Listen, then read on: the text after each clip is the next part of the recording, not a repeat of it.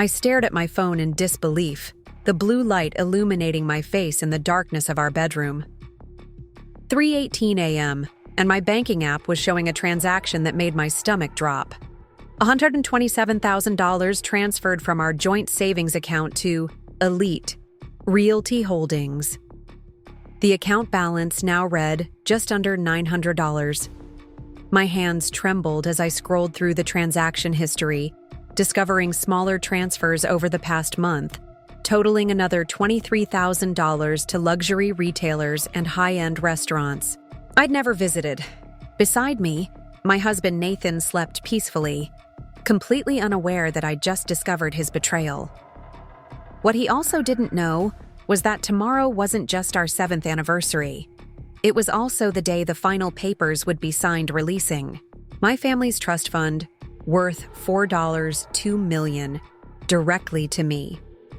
A trust fund I'd never told him about during our entire marriage. 7 years earlier, I met Nathan Cooper at a charity gala in Boston. I was working as the event coordinator, running myself ragged, ensuring everything went perfectly for the wealthy donors who'd paid $1,000 a plate to support children's cancer research. Nathan stood out immediately, tall, with sharp features, softened by kind eyes and an easy smile. He worked for a financial management firm and had come representing several clients. "You look like you haven't had a chance to eat anything," he said, appearing beside me with an extra plate of hors d'oeuvres. That thoughtfulness was what first drew me to him. What I didn't tell Nathan that night, or any night after, was that my presence at the gala wasn't just professional. My family had been major donors to the hospital for generations. The Taylor name appeared on the pediatric wing, though I used my mother's maiden name, Bennett, professionally to avoid the attention. You see, my grandfather had built a shipping empire in the 1950s, and my father had expanded it internationally. I'd grown up comfortable but cautious about who knew about our family wealth. I'd seen too many friendships and relationships soured by money, watched too many of my cousins attract partners who were more interested in our family name than genuine connection. So when I met Nathan, I made a decision. He would know me as Jennifer Bennett, event planner, not Jennifer Taylor, heiress to the Taylor shipping fortune. I wanted to be loved for myself. Our courtship was a whirlwind. Nathan was ambitious, charming, and seemed genuinely interested in my thoughts and dreams. He talked about building a life together, about financial security and partnership. 6 months after we met, he proposed with a modest but beautiful ring, and I happily said yes. "I know, it's not much," he said apologetically, "but I promise, one day I'll give you everything you deserve." I thought his humility was endearing. Little did I know how that promise would twist over time. We settled into married life in a comfortably middle-class neighborhood outside Boston. I continued my event planning business, and Nathan worked his way up at Madison Financial Partners. On the surface, everything was perfect. We contributed equally to our household expenses and joint savings, planning for the future, for children, for the life we were building together. My family had questioned my decision not to disclose my trust fund. "You're starting a marriage with a lie of omission," my mother warned during one of our private lunches. "It's not a lie," I insisted. "The money isn't even mine yet. And when it is, I'll tell him. I just want these first years to be about us, not about my family's money." What I didn't say was that I'd noticed Nathan's occasional comments about wealthy clients, the hint of resentment in his voice when he talked about trust fund kids who'd never worked for anything. I told myself I'd explain everything after. The money transferred to me directly, when our marriage was solid enough to withstand the revelation. In the meantime, I lived modestly, investing my personal earnings from my growing event business into a separate account Nathan knew nothing about, not because I was being deceitful, but because my grandfather had instilled financial independence in all his grandchildren. "Never be dependent on anyone else for your security," he'd told me repeatedly. "Not even a spouse." How prophetic those words would prove to be. The first signs of trouble appeared in our 5th year of marriage. Nathan began working later, traveling more frequently for client meetings. His ambition, once directed toward our shared future, seemed increasingly focused on status symbols: an expensive watch, a luxury car lease that stretched our budget, memberships to exclusive clubs where he could network with wealthier clients.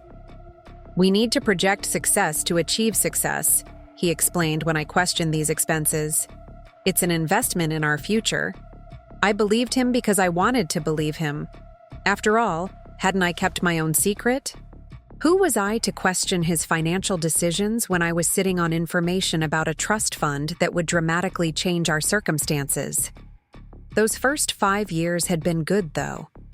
We'd traveled within our means, taking weekend trips to nearby coastal towns, splurging occasionally on Broadway shows in New York. We'd renovated our kitchen together, arguing playfully about countertop materials and cabinet handles.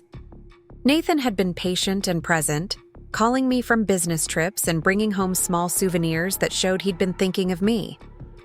I'd built my event planning business steadily, starting with small corporate functions and gradually landing contracts for wealthier clients' weddings and charity events. Nathan had supported my ambitions, helping me with business plans and budgeting, celebrating each new client as if it were his own victory. We'd talked about children, agreeing to wait until we were more financially stable. "I want to give them everything," Nathan had said, his eyes bright with conviction. "A better childhood than I had." He rarely spoke about his upbringing in a struggling single-parent household, but I knew it drove his ambition. Perhaps that's why I forgave his increasingly lavish spending as his career advanced. The designer suits, the golf club membership, the weekend client retreats at luxury resorts. I understood wanting to escape the constraints of childhood poverty. Or at least, that's what I told myself as our lifestyle gradually shifted to accommodate his growing taste for luxury. By our 6th anniversary, Nathan had been promoted to senior financial advisor, managing portfolios for several wealthy families in the Boston area. He celebrated by purchasing a vintage Rolex that cost more than our first car. When I expressed concern about the expense, he assured me his bonus would cover it. "We're moving up in the world, Jen," he'd said, kissing my forehead. "These are the circles we need to run in now." Perception matters. I remembered that conversation as I lay in bed, staring at the banking app that showed our decimated savings account. How many other financial decisions had he made without consulting me? How long had he been planning his escape? Because that's what this was. $150,000 of our joint money, spent on a woman named Emma and a property I knew nothing about. This wasn't just an affair. It was the systematic dismantling of our shared life. I closed the banking app and opened my photos, scrolling back through the past few years. Nathan and me on Nantucket, his arm around my shoulders, both of us squinting into the summer sun. Nathan bent over blueprints for the deck he'd built in our backyard. Nathan carving the Thanksgiving turkey at my parents' home, charming my mother, with compliments on her table setting. Had it all been a performance? Or had something changed, turning the attentive man I married into someone capable of this level of deception? I thought back to when I first noticed the shifts in our relationship. It wasn't just the working late or the business trips. It was the way Nathan had stopped asking about my day, how he checked his phone constantly during our rare dinners together, how he'd begun criticizing small things, my choice of restaurant, the way I loaded the dishwasher, my unambitious business model. Then I met Emma Robertson at one of Nathan's company parties. Tall, blonde, and striking in a way that commanded attention, she was introduced as a new client relations manager who would be working closely with Nathan's team on high net worth accounts. "Jennifer, I've heard so much about you," she'd gushed, her handshake lingering a beat too long. "Nathan talks about you constantly." But the look that passed between them told a different story. It was brief, almost imperceptible, but as someone who had spent years reading rooms full of donors and benefactors, I recognized it immediately: complicity. They shared something I wasn't part of. I dismissed the feeling that night, chalking it up to insecurity or imagination. But in the weeks that followed, Nathan mentioned Emma's name with increasing frequency, always in professional contexts, always with careful casualness. Emma thinks we should approach the Westfield account differently, or Emma and I have to work late on the quarterly projections. Meanwhile, our intimacy waned. Nathan was too tired, too stressed, too preoccupied with work to connect. The partnership that had felt so solid began to show fractures, hairline cracks that I desperately tried to repair with date nights and patience. I should have trusted my instincts, but I'd been raised to believe in loyalty and commitment. My parents had been married for 42 years, weathering my father's demanding career and frequent travel with grace and open communication. I wanted that for my marriage too, the deep understanding that comes from building a life together through challenges and triumphs. So I made excuses for Nathan's emotional distance, his casual dismissal of my opinions, his increasingly secretive behavior around his phone and laptop. I told myself it was work stress, a rough patch, a phase that would pass if I was patient, enough, supportive enough, loving enough. 6 months before our 7th anniversary, I was organizing a charity event at the Harbor Hotel when I saw them. I had stepped onto the terrace for a moment of quiet during the setup, and there they were at a corner table on the hotel's exclusive rooftop restaurant. Nathan and Emma, his hand covering hers, their faces close in conversation that was clearly not about client relations. I ducked back inside before they could see me, my heart pounding, mind racing to find innocent explanations. A business dinner, a celebration of some professional achievement. But I knew better, had known better for months but refused to acknowledge it. That night, I waited up until Nathan came home, the scent of unfamiliar perfume clinging faintly to his collar when he kissed my cheek. "How was your late meeting?" I asked, giving him the opportunity to be honest. "Exhausting. These clients are demanding, but the commission will be worth it." He smiled tiredly. "How was your day?" The lie settled between us, joining all the other small deceptions that had accumulated over months. I didn't confront him then. Instead, I began paying closer attention. Credit card statements showed dinners I hadn't been part of, weekend work, trips that coincided with Emma's Instagram posts from the same locations. Our joint savings, which had been growing steadily toward our dream of a vacation home, had plateaued and then begun to shrink with withdrawals Nathan attributed to investment, opportunities he never fully explained. Still, I said nothing, gathering information, protecting myself while deciding what to do. I loved him, despite everything. I wanted to believe there was an explanation that wouldn't destroy us. Then came the text message I wasn't meant to see, illuminating his phone while he was in the shower. "Found the perfect place. Private beach access, just like you promised. E."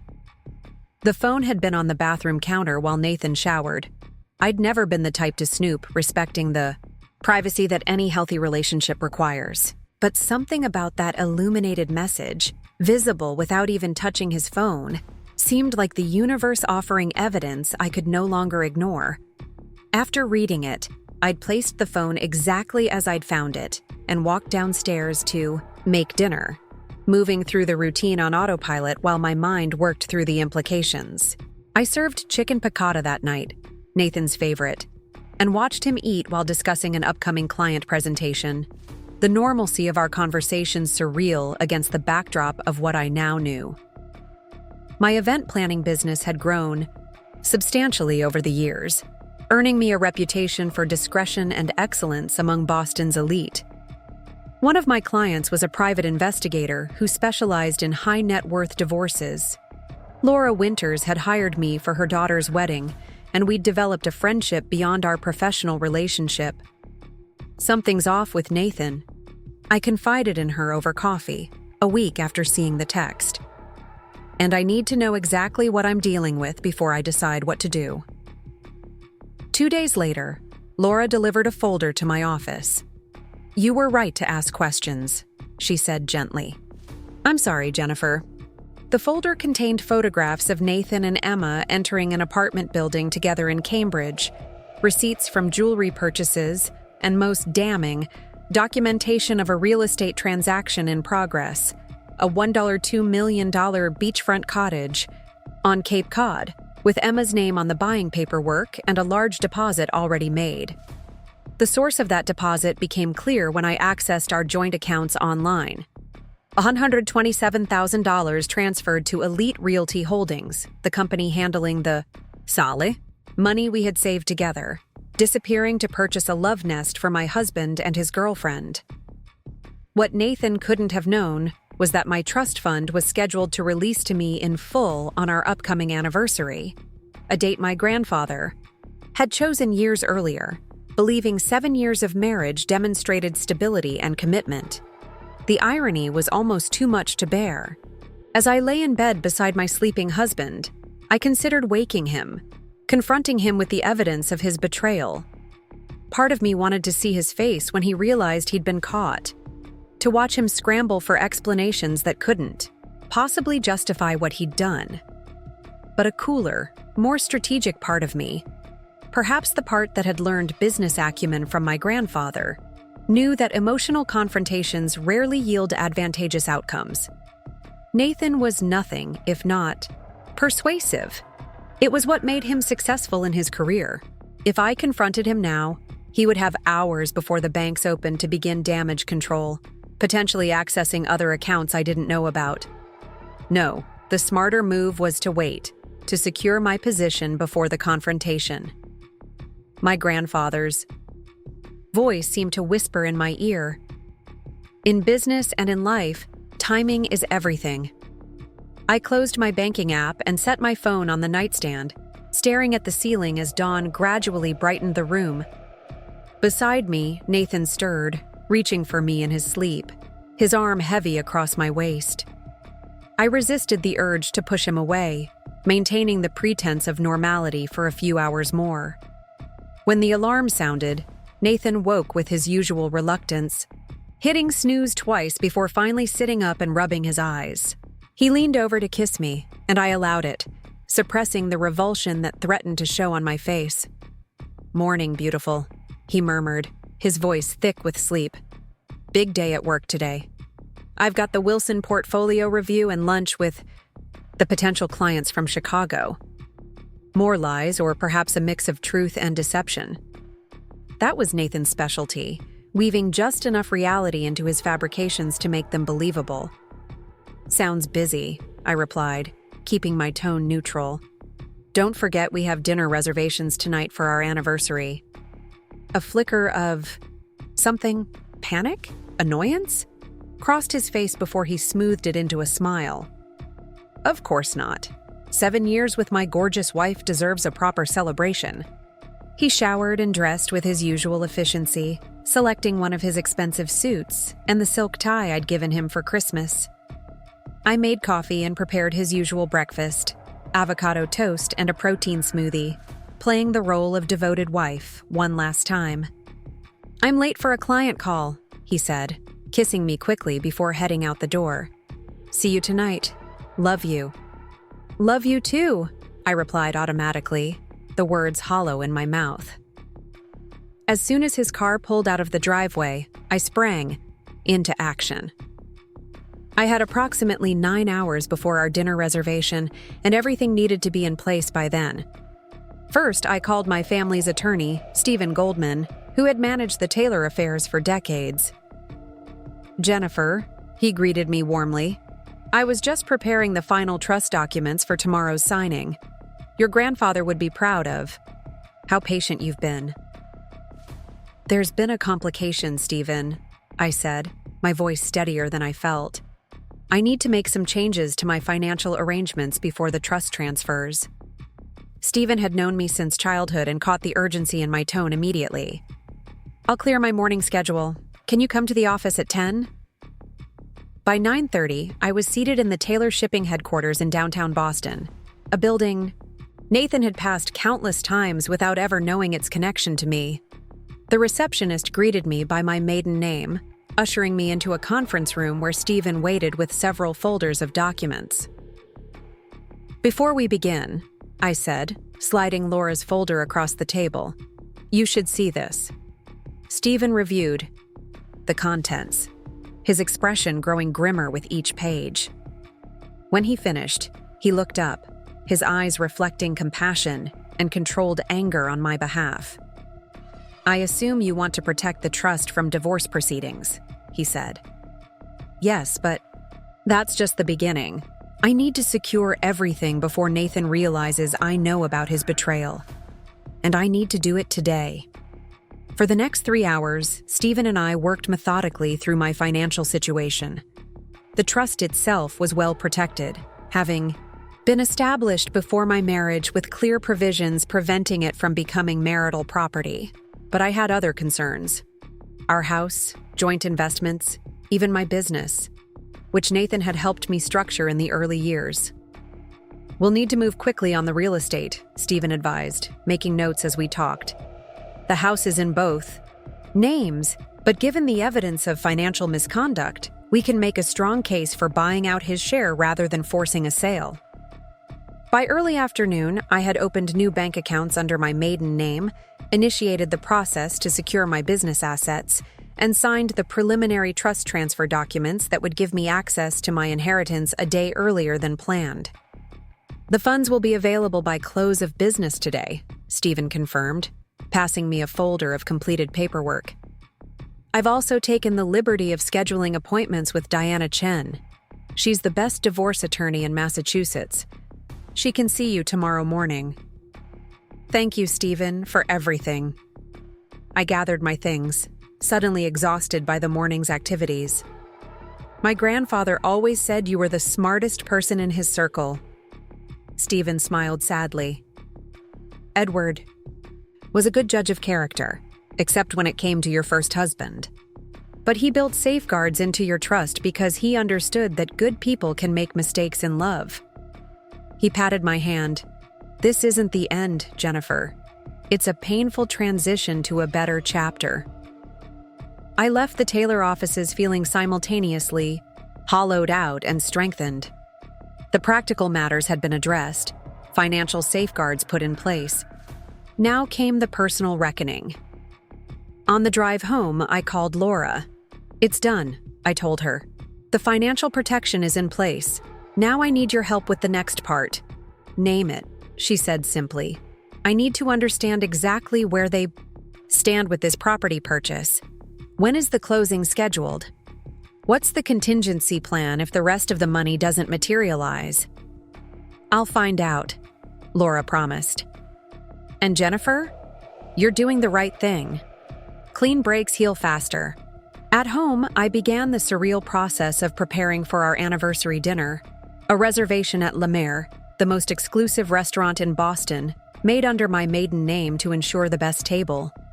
I selected a black dress I'd purchased for a family foundation event but never worn in Nathan's presence, adding my grandmother's diamond earrings that I'd always told him were costume jewelry. Tonight would be about truth, in all its painful clarity. I also packed an overnight bag for Nathan, including his toiletries, a change of clothes, and the items he'd need for a few days away from home. I placed it by the front door, not hidden, but not immediately obvious either. A statement of intention rather than an ambush. At 6 o'clock, I received a text from Laura. "Closing scheduled for Monday, 10 a.m. Full funding required by wire transfer tomorrow. Emma has been shopping for furniture and hasn't told her about any financial concerns." So that was it. Nathan had planned to empty our accounts, purchase a house with Emma, and what? Leave me after our anniversary dinner?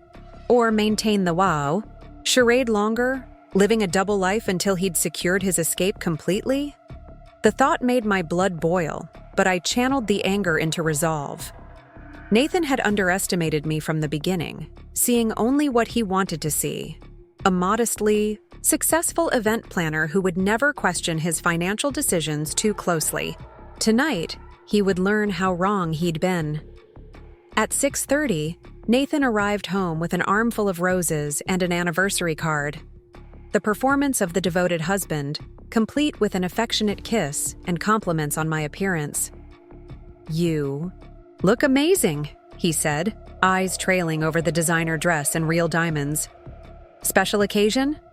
"The most special," I replied with a smile that didn't reach my eyes. 7 years deserves a proper celebration, don't you think? His phone buzzed with a text message, and I saw him shift to angle the screen away from me. Old habits. "Work can wait," I said firmly. "Our reservation's at 8. "Reservation? I thought we'd stay in," he replied, looking momentarily thrown. "After 7 years, I think we deserve La Mer, don't you?" I watched his expression carefully. "I've been planning this for weeks."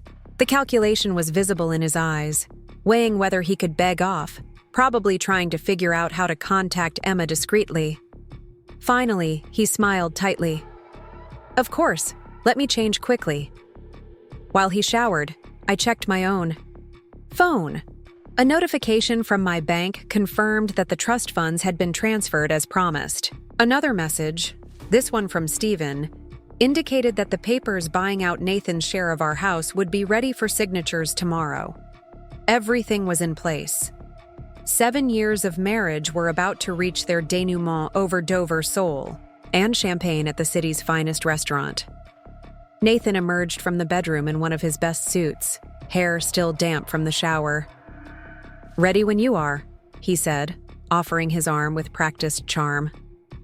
I took it, feeling the surreal disconnect between this familiar gesture and the knowledge of what was to come. We were actors in the final scene of a play, speaking lines that had lost their meaning. In the car, Nathan made small talk about his day fabricating client meetings that I now knew hadn't occurred. I responded appropriately, asking questions about fictional portfolio reviews while wondering how many such conversations we'd had over the years, how much of our daily communication had been built on lies. La Mer overlooked Boston Harbor, its glass walls providing panoramic views of the water and city skyline. As we were escorted to the best table, the one reserved for VIPs and regular patrons who typically carried the right surname, I noted Nathan's surprise at the deference shown by the staff. "Mrs. Taylor Cooper, so wonderful to have you dining with us tonight," the maitre d' said, using my hyphenated name that I'd never used with Nathan. "Chef Michel wanted me to extend his personal welcome and has prepared something special for your anniversary." Nathan's confusion was evident as we were seated. "They seem to know you well here," he observed carefully. "Appearances can be deceiving," I replied, holding his gaze. "I've found that particularly true recently." Before he could respond, the sommelier appeared with a bottle of champagne I hadn't ordered. "Compliments of Mr. Goldman," he announced, presenting the rare vintage worth well over $1,000. "He sends his congratulations on your trust finalization and anniversary." The color drained from Nathan's face as the pieces began to align in his mind, but still not forming the complete picture. This was just the beginning. "Trust finalization?" he asked after the sommelier departed. "Who's Goldman?" I took a sip of the exceptional champagne, allowing the moment to stretch. "Stephen Goldman, my family's attorney. The trust was always scheduled to transfer on our 7th anniversary. My grandfather had a thing for the number 7. Considered it lucky." I smiled thinly. Though in light of recent events, I'm questioning his judgment. "Jennifer, what are you talking about? What trust?" "The Taylor Family Trust," I said simply. "My inheritance. The money I never told you about because I wanted to be sure you loved me for me, not for my family's wealth." I set down my glass, a concern that seems particularly valid now. Nathan's expression shifted rapidly from confusion to disbelief to calculated interest. I'd seen that look before, the financial advisor assessing a potential asset. "You have a trust fund?" His voice lowered. "How much are we talking about?" The "we" didn't escape my notice. "Does it matter? You seem to have found financial opportunities elsewhere." I opened my evening bag and placed my phone on the table, screen displaying the bank notification of the $127,000 transfer to Elite Realty Holdings. Perhaps for beachfront property on the Cape? His face went completely still, the practiced neutrality of someone buying time to construct a plausible explanation. Jen, that's a business investment. I was going to surprise you once the deal was finalized. It's an opportunity that required you to empty our joint savings without discussion? I cut him off. That coincidentally matches the property. Emma Robertson has been documenting on her Instagram? The one with private beach access, just like you promised? His eyes widened slightly. He hadn't expected me to know the details. I can explain, he began. But I wasn't interested in hearing more lies. Before you continue, you should know that I've seen everything. The jewelry receipts, the weekend trips, the apartment in Cambridge. Laura Winters is very thorough in her investigations. You had me investigated? His shock was genuine, quickly, giving way to anger. You've been spying on me while hiding a trust fund? How is that? Don't, I interrupted sharply. Don't try to equate your affair and financial betrayal with my private inheritance. I never spent $1 of that money or used my family's name for my own benefit during our marriage. Can you say the same about the funds you've been diverting to separate accounts for the past year? That stopped him cold. He hadn't realized I'd found those records too. The server arrived with our appetizers, forcing a pause in the confrontation. We sat in tense silence until we were alone again. How much? Nathan finally asked, his voice. Oh, how much is in this trust? I laughed softly, shaking my head. Still trying to calculate what you stand to gain? That's exactly why I never told you. Nathan's phone buzzed insistently on the table. Emma's name flashed on the screen with a text preview. House closing confirmed for Monday. Can't wait to... He snatched the phone away, but the damage was done. Our eyes met across the table, the pretense finally, completely shattered. You were never going to tell me, were you? I asked quietly. About Emma, about the house, about any of it. You were just going to drain our accounts and disappear. To his credit, Nathan didn't continue denying the obvious. It wasn't planned, he said, his voice strained. Emma and I... It just happened. And then things got complicated. Complicated enough to steal our savings? My voice remained level despite the rage and hurt churning inside me. Money we both worked for? I was going to replace it, he insisted. My year-end bonus would have covered it, and you would never have known. We could have continued just like before. Just like before, I repeated. With you living a double life, and me none the wiser. I sipped my water, gathering my thoughts. Did you ever love me, Nathan? Or was I just a convenient partner until someone more exciting came along? By our 6th anniversary, Nathan had been promoted to senior financial advisor, managing portfolios for several wealthy families in the Boston area. He celebrated by purchasing a vintage Rolex that cost more than our first car. When I expressed concern about the expense, he assured me his bonus would cover it. We're moving up in the world, Jen, he'd said, kissing my forehead. These are the circles we need to run in now. Perception matters. The first time I heard Emma Robertson's name was during a casual dinner at home. Nathan mentioned she'd been hired as the new client relations manager at Madison Financial. Brilliant woman, he said, twirling pasta onto his fork. Harvard MBA, worked at Goldman for 5 years. She's going to help us land the Westfield account. I thought nothing of it at the time. Nathan often spoke admiringly of his colleagues, men and women alike. His enthusiasm for talented people was one of the qualities I'd always appreciated about him. 2 weeks later, I met Emma at the Madison Financial Spring Gala. I was attending as Nathan's wife, though I'd also helped plan the event through my company. Emma approached us at the bar, champagne flute in hand, her confidence evident in her posture and direct gaze. "You must be Jennifer," she said, extending her hand. "Nathan talks about you constantly." She was stunning, tall and slender with sleek blonde hair and impeccable makeup. Her black dress was designer, her jewelry subtle but expensive. I felt immediately self-conscious in my mid-range cocktail dress, though I'd thought I looked quite nice when we left home. "All good things, I hope," I replied with a smile, shaking her hand. "Of course," Emma laughed, touching Nathan's arm briefly. "He says you're the secret to his success." Nathan beamed, putting his arm around my waist. "Absolutely. Best decision I ever made was proposing to this woman." The interaction seemed perfectly normal, a professional introduction with appropriate warmth. But something in the way Emma's eyes lingered on Nathan as we moved away to greet other guests left me slightly unsettled. I dismissed the feeling, attributing it to my own insecurities in a room full of finance professionals in designer clothes.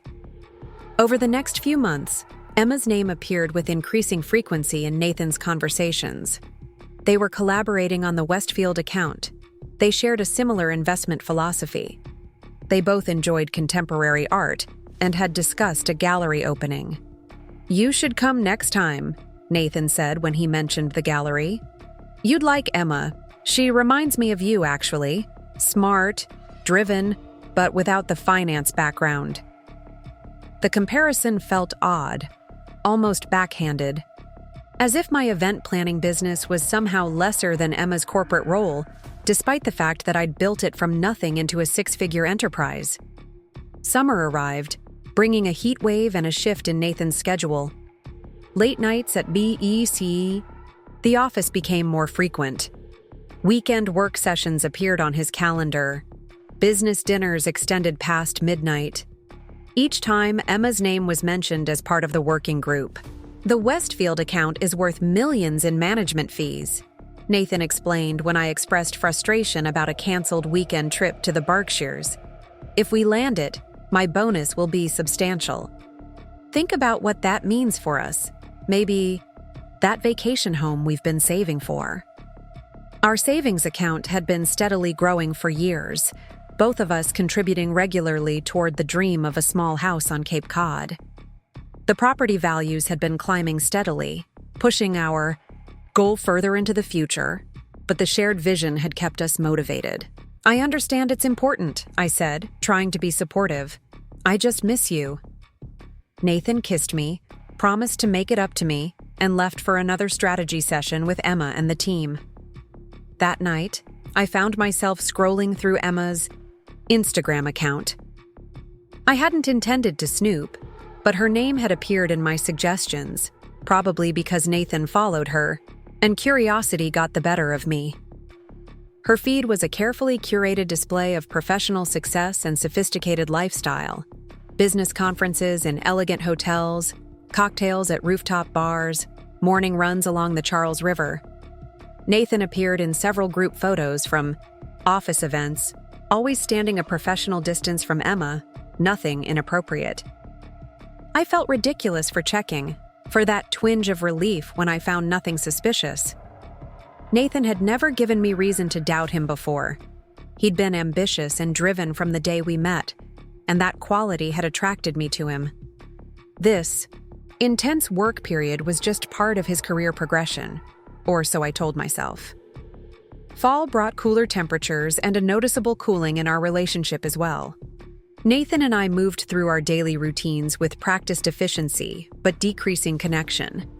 Conversations focused on logistics and schedules rather than feelings or dreams. Physical intimacy became less frequent, explained away by stress and exhaustion. "The Westfield deal is in the final stages," Nathan would say when I tried to discuss the distance growing between us. "Once it's done, things will get back to normal." But what was normal anymore? The man who used to bring me coffee in bed on Sunday mornings now left before I woke up for training sessions at his new fitness club. The husband who had always texted me during the day with silly jokes or lunch photos now kept his phone locked and face down when at home. I was organizing a fundraiser at the Harbor Hotel when I spotted them together. I'd stepped onto the terrace for a breath of fresh air during setup, And there they were at a corner table on the rooftop restaurant. Nathan and Emma, their heads close together, his hand covering hers on the table. I ducked back inside before they could see me. My heart racing. There could be innocent explanations. A celebration of a professional milestone. A comforting gesture during a discussion of personal problems. But combined with everything else, the late nights, the emotional distance, the guarded phone, it painted a disturbing picture. That evening, Nathan came home later than usual, the faint scent of unfamiliar perfume clinging to his suit jacket when he hung it in the closet. He showered before coming to bed, something he rarely did at night. "How was the client dinner?" I asked, giving him an opportunity to be honest. "Productive," he said vaguely. "Thornton is considering increasing his investment portfolio with us. Could be another big win for the quarter." No mention of Emma or the Harbor Hotel. Another piece of the puzzle falling into place. I didn't confront him then. Instead, I began paying closer attention to our finances. We maintained separate checking accounts for personal expenses, but shared a savings account and credit cards for household purchases. Reviewing the statements online, I noticed withdrawals from the savings that Nathan hadn't mentioned. Smaller amounts at first, a few thousand here and there, attributed to investment opportunities when I asked. "It's a short-term strategy," he explained when I questioned a $10,000 withdrawal. "The returns will more than make up for it by year-end." I wanted to believe him. After all, finance was his expertise, not mine. But the nagging doubt had taken root, growing stronger with each unexplained absence, each vague response, each password newly added to his personal accounts. My event planning business had grown substantially over the years, earning me a reputation for discretion and excellence among Boston's elite. One of my most interesting clients was Laura Winters, a private investigator who specialized in high-net-worth divorces. She'd hired me to organize her daughter's wedding the previous year, and we'd developed a friendship beyond our professional relationship. "Something's off with Nathan," I confided in her over coffee, after weeks of internal debate about whether to voice my suspicions. "And I need to know exactly what I'm dealing with before I decide what to do." Laura didn't seem surprised. Perhaps she'd seen the signs in my demeanor, the tension that had become a constant companion. "Do you want my professional opinion or my friendly advice?" she asked. "Both." She set down her cup. "Professionally, I'd tell you that the patterns you're describing, financial secrecy, unexplained absences, emotional withdrawal, are consistent with either an affair or addiction, possibly both. They often go hand in hand." I flinched at the bluntness, though I'd suspected as much myself. "As your friend," she continued more gently, "I'd say that you deserve certainty one way or another. Living in suspicion is its own kind of prison." 2 days later, Laura delivered a manila folder to my office. "You were right to ask questions," she said gently. "I'm sorry, Jennifer." The folder contained photographs of Nathan and Emma entering an apartment building in Cambridge together on multiple occasions, receipts from jewelry purchases, including a Tiffany bracelet bought the day before my birthday, when I'd received a simple scarf, and most damning documentation of a real estate transaction in progress. A $1 $2 million beachfront cottage on Cape Cod, with Emma's name on the buying paperwork and a large deposit already made. The source of that deposit became clear when I accessed our joint accounts online. $127,000 transferred to Elite Realty Holdings, the company handling the sale. Money we had saved together, disappearing to purchase a love nest for my husband and his girlfriend. What Nathan couldn't have known was that my trust fund was scheduled to release to me in full on our upcoming anniversary, a date my grandfather had chosen years earlier, believing 7 years of marriage demonstrated stability and commitment. The irony was almost too much to bear. The night I discovered the transfer, I lay awake beside Nathan, plans forming and dissolving as I considered my options. I could confront him immediately, but something held me back. Perhaps it was pride, or perhaps a deeper instinct for strategic timing. In the morning, Nathan kissed me goodbye as if nothing were amiss. "I've got meetings all day, then drinks with clients. Don't wait up," he said, straightening his expensive tie, a gift from me on his last birthday. "Actually," I replied casually, "I was hoping you'd be home for dinner tomorrow, for our anniversary." A flicker of panic crossed his face before he composed himself. Of course, I wouldn't miss it. Another lie to join the collection. As soon as he left, I called my family's attorney, Stephen Goldman, who had managed the Taylor affairs for decades. "Jennifer," he greeted me warmly. "I was just preparing the final trust documents for tomorrow's signing. Your grandfather would be proud of how patient you've been." "There's been a complication, Stephen," I said, my voice steadier than I felt. "I need to make some changes to my financial arrangements before the trust transfers." By that afternoon, I had set up entirely separate banking accounts and contacted a divorce attorney recommended by Laura. I wasn't making hasty decisions. I was protecting myself before confronting the truth of my marriage. I also made a dinner reservation at La Mer, the most exclusive restaurant in Boston, with a 3-month waiting list that magically opened up when I used my family name instead of my married name. That evening, I went through our home office methodically, photographing documents, securing copies of our financial records, and finding what I suspected would be there: hidden statements from accounts I knew nothing about. Nathan had been secreting away money for at least a year, building his own escape fund while draining our shared resources. The betrayal cut deep, but it also clarified everything. The man I had believed in had protected from my own secrets out of fear of changing. Our relationship had been planning his exit strategy while lying to my face. I found myself standing in front of our bedroom closet, staring at the rows of clothes hanging neatly beside each other. His designer suits next to my more modest business attire. How many of those expensive garments had I complimented, unaware? They were purchased to impress another woman? How many times had he dressed carefully for client meetings that were really rendezvous with Emma? The temptation to take scissors to his custom-made shirts was almost overwhelming. It would be so satisfying to destroy the trappings of his deception, to make visible the damage he'd done to our life together. But that momentary gratification would undermine my careful planning. Nathan needed to believe everything was normal, until I was ready for the confrontation. Instead, I packed an overnight bag for him, including essentials he would need for a few days away from home. Not hidden, but not immediately obvious either. Placed in the guest room closet, a statement of intention rather than an ambush. That night, Nathan texted that he would be late again. I responded with a simple, "Okay," giving no indication of the storm brewing. When he finally came home after midnight, I pretended to be asleep, listening to him move quietly around the bedroom, noting the shower he took before sliding into bed beside me. In the darkness, I felt his presence like a stranger's. This man I had loved and trusted for 7 years, now revealed as someone capable of calculated betrayal. The distance between us in that king-sized bed seemed infinite, unbridgeable. The next day, our anniversary, I spent at the Taylor family offices, signing the documents that officially transferred my trust fund into my control.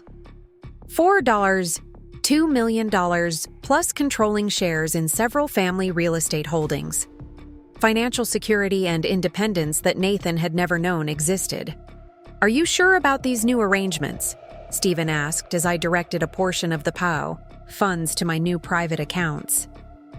"These are significant changes from what we discussed previously." "I'm very sure," I replied, thinking of the beachfront cottage my husband thought I knew nothing about. Life has a way of clarifying priorities. Stephen's concern was evident. He'd known me since childhood, had watched me grow from a carefree girl into a woman determined to make her own way, despite her family's wealth. "Your grandfather anticipated that marriage might change your financial needs," he said carefully. "That's why he built flexibility into the trust structure, But he also valued honesty above all else in his personal and business dealings. "I know," I said, feeling a pang of regret for my own deception, however well-intentioned it had been. I should have been upfront with Nathan from the beginning, but that mistake doesn't justify what he's done. "No," Stephen agreed. "It doesn't. Edward would have been furious about the breach of trust, but proud of how you're handling it now. Pragmatic, clear-headed." I smiled sadly, like a true tailor. As I left the office, the weight of the signed documents in my briefcase felt like both a burden and a shield. The trust that had been my birthright, that I'd downplayed for fear of it overshadowing my identity, was now my protection against the man who had promised to cherish me. I returned home to prepare for the evening, taking special care with my appearance. The dress I chose was one Nathan had never seen, an elegant black column that hinted at the wealth I'd downplayed throughout our marriage. I added my grandmother's diamond earrings, usually reserved for the family events I attended without Nathan, claiming they were costume jewelry borrowed for work functions. Tonight would be the end of pretense, one way or another. Nathan arrived home precisely at 6:30, bearing roses and an anniversary card. The performance of the devoted husband, complete with an affectionate kiss and compliments on my appearance. "You look amazing," he said, eyes trailing over the designer dress and real diamonds. "Special occasion?" "The most special," I replied, with a smile that didn't reach my eyes. 7 years deserves a proper celebration, don't you think? His phone buzzed with a text message, and I saw him shift to angle the screen away from me. Old habits. "Work can wait," I said firmly. "Our reservation's at Eduardo's." "Reservation?" "I thought we'd stay in," he replied, looking momentarily thrown. "After 7 years, I think we deserve La Mer, don't you?" I watched his expression carefully. "I've been planning this for weeks." The calculation was visible in his eyes, weighing whether he could beg off, probably trying to figure out how to contact Emma discreetly. Finally, he smiled tightly. "Of course, let me change quickly." While he showered and dressed, I poured myself a glass of wine, steeling myself for the confrontation ahead. The evidence was secured, the financial protections in place. All that remained was to face the truth together, to end the charade that our marriage had become. La Mer overlooked Boston Harbor, its glass walls providing panoramic views of the water and city skyline. As we were escorted to the best table, the one reserved for VIPs and regular patrons who typically carried the right surname, I noted Nathan's surprise at the deference shown by the staff. "Mrs. Taylor Cooper, so wonderful to have you dining with us tonight," the maitre d' said, using my hyphenated name that I'd never used with Nathan. "Chef Michel wanted me to extend his personal welcome and has prepared something special for your anniversary." Nathan's confusion was evident as we were seated. "They seem to know you well here," he observed carefully. "Appearances can be deceiving," I replied, holding his gaze. "I've found that particularly true recently." Before he could respond, the sommelier appeared with a bottle of champagne I hadn't ordered. "Compliments of Mr. Goldman," he announced, presenting the rare vintage worth well over $1,000. "He sends his congratulations on your trust finalization and anniversary." The color drained from Nathan's face as the pieces began to align in his mind, but still not forming the complete picture. This was just the beginning. "Trust finalization?" he asked after the sommelier departed. "Who's Goldman?" I took a sip of the exceptional champagne, allowing the moment to stretch. "Stephen Goldman, my family's attorney. The trust was always scheduled to transfer on our 7th anniversary. My grandfather had a thing for the number 7, considered it lucky." I smiled thinly, though in light of recent events, I'm questioning his judgment. "Jennifer, what are you talking about? What trust?" "The Taylor Family Trust," I said simply. "My inheritance. The money I never told you about because I wanted to be sure you loved me for me, not for my family's wealth." I set down my glass. a concern that seems particularly valid now. Nathan's expression shifted rapidly from confusion to disbelief to calculated interest. I'd seen that look before, the financial advisor assessing a potential asset. "You have a trust fund?" His voice lowered. "How much are we talking about?" The "we" didn't escape my notice. "Does it matter? You seem to have found financial opportunities elsewhere." I opened my evening bag and placed my phone on the table, screen displaying the bank notification of the $127,000 transfer to Elite Realty Holdings. "Perhaps for beachfront property on the Cape?" His face went completely still, the practiced neutrality of someone buying time to construct a plausible explanation. "Jen, that's a business investment. I was going to surprise you once the deal was finalized. It's an opportunity that required you to empty our joint savings without discussion?" I cut him off. "That coincidentally matches the property. Emma Robertson has been documenting on her Instagram, the one with private beach access just like you promised?" His eyes widened slightly. He hadn't expected me to know the details. "I can explain," he began, but I wasn't interested in hearing more lies. "Before you continue, you should know that I've seen everything. The jewelry receipts, the weekend, trips, the apartment in Cambridge. Laura Winters is very thorough in her investigations." "You had me investigated?" His shock was genuine, quickly giving way to anger. "You've been spying on me while hiding a trust fund? How is that?" "Don't," I interrupted sharply. "Don't try to equate your affair and financial betrayal with my private inheritance.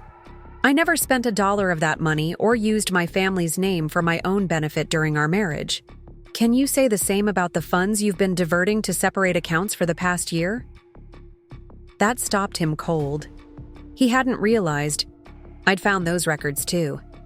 The server arrived with our appetizers, forcing a pause in the confrontation. We sat in tense silence until we were alone again. "How much?" Nathan finally asked, his voice low. "How much is in this trust?" I laughed softly, shaking my head. "Still trying to calculate what you stand to gain? That's exactly why I never told you." Nathan's phone buzzed insistently on the table. Emma's name flashed on the screen with a text preview. "House closing confirmed for Monday. Can't wait to..." He snatched the phone away, but the damage was done. Our eyes met across the table, the pretense finally, completely shattered. "You were never going to tell me, were you?" I asked quietly. "About Emma, about the house, about any of it. You were just going to drain our accounts and disappear." To his credit, Nathan didn't continue denying the obvious.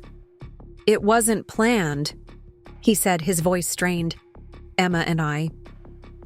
It just happened. And then things got complicated." "Complicated enough to steal our savings?"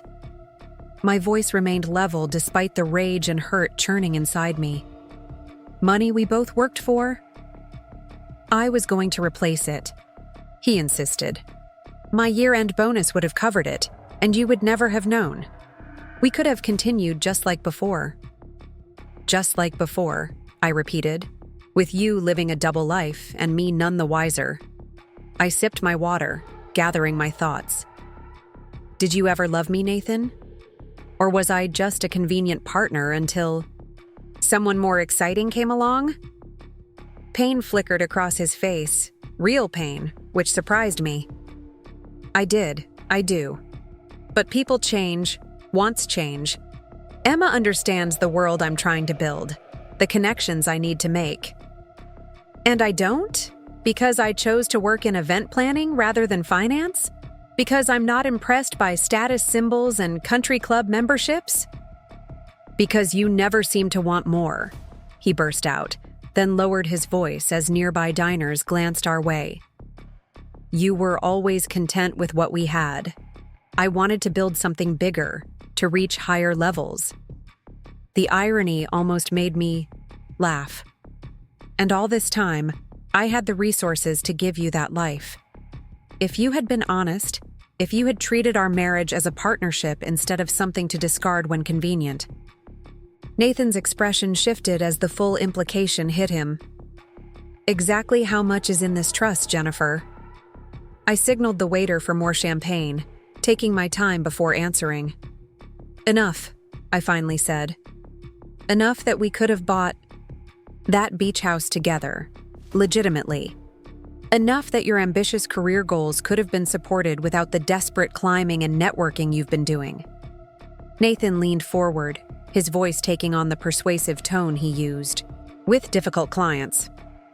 Jen, we need to talk about this rationally. Whatever's happened, we've built 7 years together. That means something. It meant everything to me, I corrected him.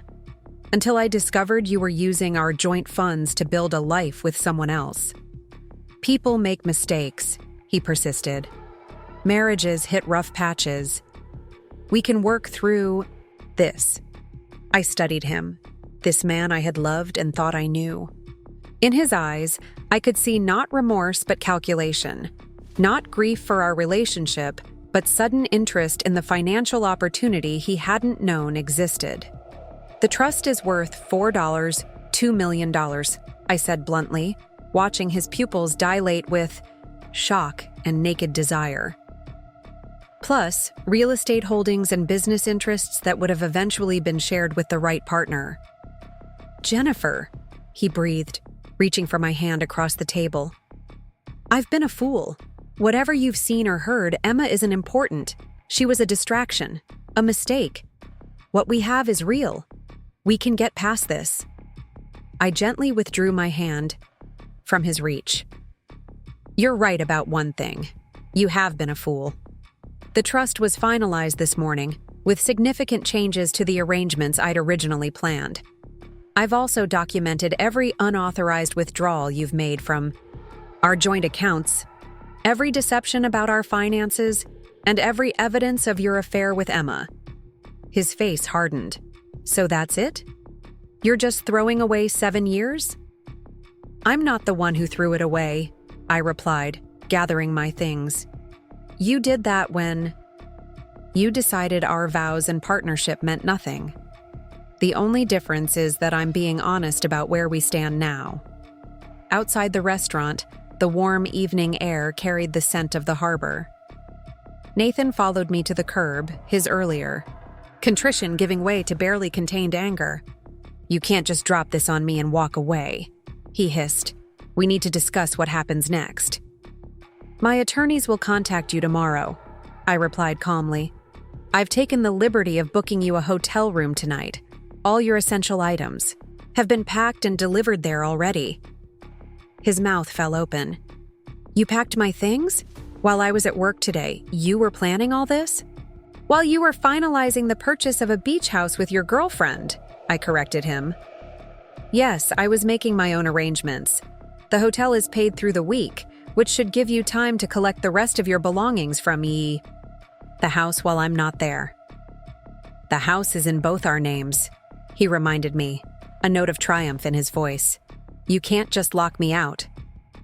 Actually, as of this morning, it isn't. The mortgage has been paid in full, and I've bought out your interest at current market value. The funds have been deposited in a new account in your name. I handed him a sealed envelope. This contains all the details, including the account information and house buyout documentation. Nathan stared at the envelope, speechless for perhaps the first time since I'd known him. You can't do this, he finally said, though his voice lacked conviction. I already have. Unlike you, I've made sure everything is legal and fair. You're walking away with more than you contributed, and certainly more than you deserve after what you've done. A sleek black car pulled up to the curb, and the driver stepped out, nodding respectfully.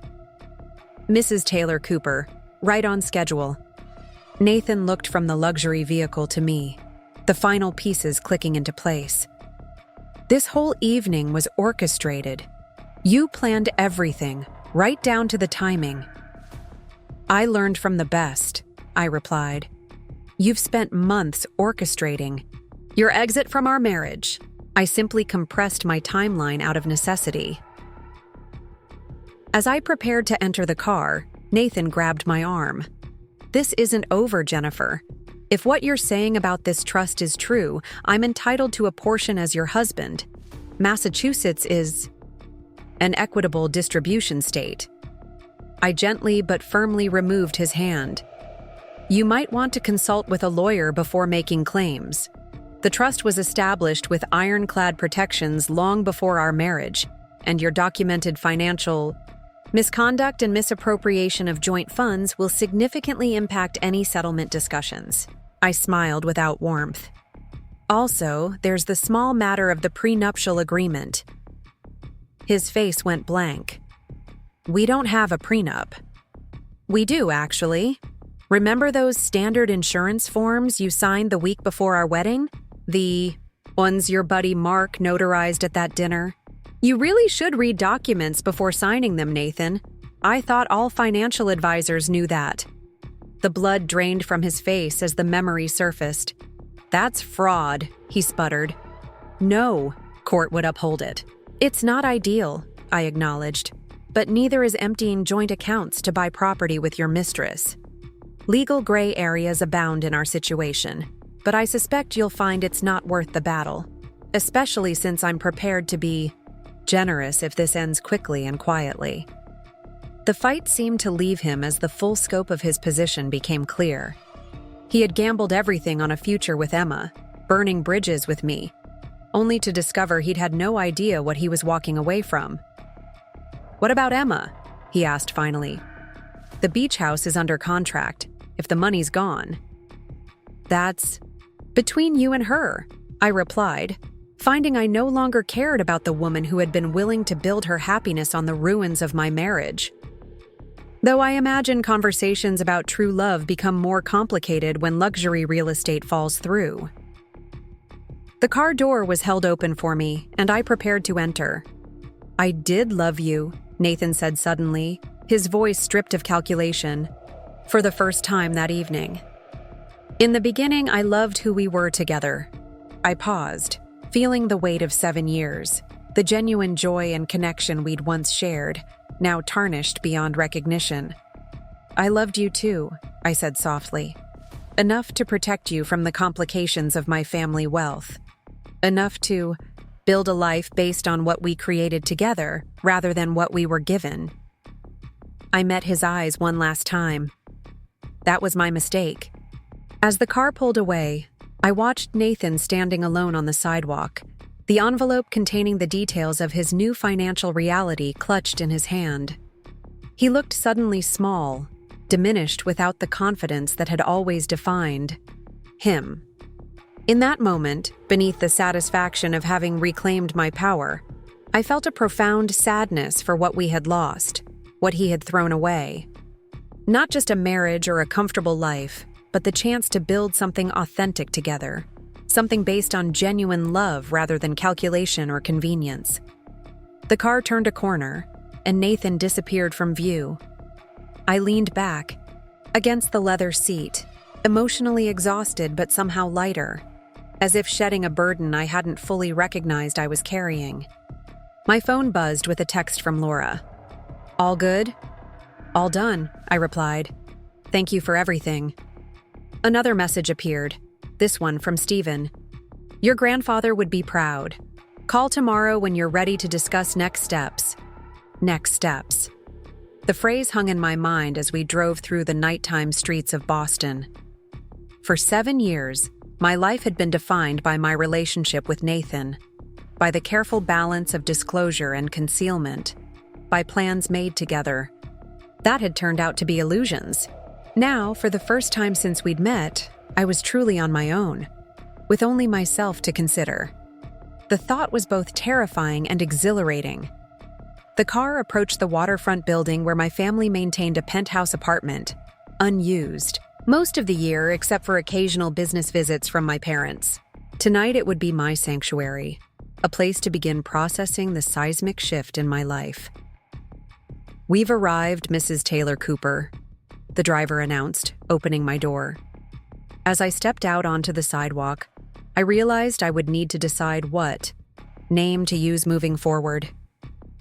Jennifer Bennett Cooper, the identity I'd built my business around? Jennifer Taylor, reconnecting with my family legacy? Or perhaps something entirely new, a fresh start to match this unexpected chapter. The doorman greeted me with respectful recognition, though I'd visited only a handful of times over the years. "Welcome, Ms. Taylor. Your family called ahead to let us know you'd be staying. The apartment is ready for you." Ms. Taylor.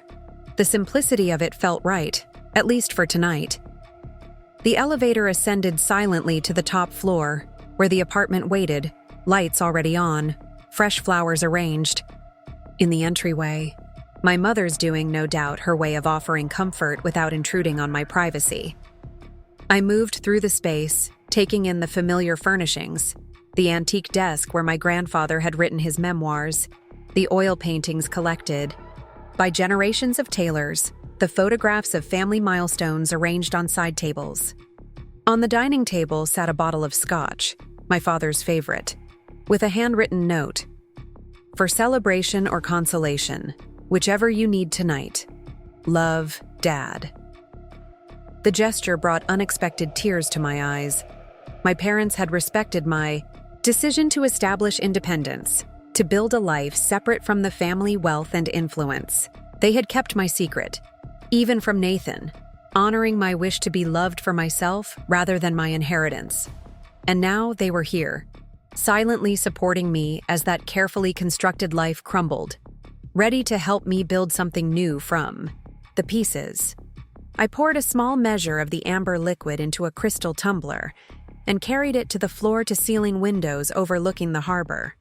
The city lights reflected on the water, creating a tapestry of gold and silver against the darkness. Somewhere out there, Nathan was processing the revelations of the evening, perhaps already calling Emma to explain why their beach house dreams had evaporated. I wondered briefly what story he would tell her, what selective truths or outright lies would form his explanation, but that was no longer my concern. The deceptions, both his and mine, belonged to a chapter that was closing. I raised my glass in a silent toast to the unknown future stretching before me, to the strength I hadn't known I possessed until tested, to the wisdom my grandfather had tried to instill in me about financial independence and self-reliance. 7. Years of marriage had ended, but something else was beginning, something entirely mine to define.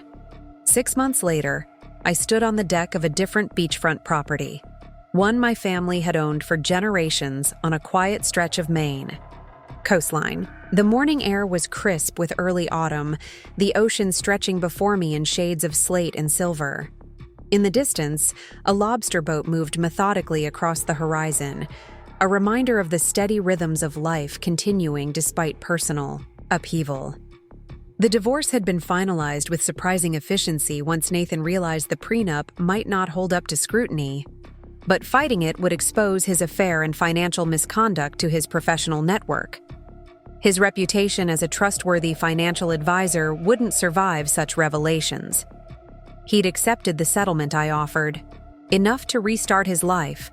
Comfortably, but not the windfall he might have hoped for. Emma had disappeared from the picture shortly after the beach house fell through, apparently finding Nathan less appealing without the promise of oceanfront property and financial security. The aftermath of that pivotal anniversary dinner unfolded, with unexpected swiftness. Nathan had checked into the hotel I'd arranged, initially maintaining he would fight for his fair share of my trust fund. His bravado lasted precisely 3 days, until my attorneys presented him with the complete documentation of his financial misconduct, the unauthorized transfers, the hidden accounts, and the detailed timeline of his affair with Emma. "We're prepared to be generous if this concludes quickly and amicably," Diana Chen, my divorce attorney, had told him during our only mediation session. "Alternatively, we can pursue this matter fully in court, where all these documents would become public record." The implied threat to his professional reputation was clear. Nathan's face had drained of color as he flipped through the evidence, each page revealing another betrayal he'd thought hidden. "You've been thorough," he'd said finally, looking at me with a mixture of resentment and reluctant respect. "I learned from watching you," I'd replied evenly. "The careful documentation, the attention to detail. You're very good at what you do, Nathan. Unfortunately for you, so am I." 2 weeks later, he'd signed the settlement agreement. 1 month after that, our divorce was finalized, the legal system moving with unusual speed thanks to our mutual desire for privacy and the absence of contested assets or children. I'd heard through mutual connections that Nathan had transferred to his firm's Chicago office, starting fresh away from the whispers and raised eyebrows that followed the abrupt end of our marriage. Apparently, Emma had interviewed for positions in several cities, none of them Chicago. As for me, I had finally stepped fully into my family legacy, taking an active role in our foundation and using my event planning expertise to elevate our charitable impact. The pain of betrayal had faded, replaced by a calm certainty that I had saved myself from years of deception. "Morning reflections?" My father's voice broke through my thoughts as he joined me on the deck, handing me a steaming mug of coffee. Robert Taylor was in his early 70s now, his once dark hair completely silver, but he retained the straight posture and clear gaze that had intimidated shipping executives worldwide for decades.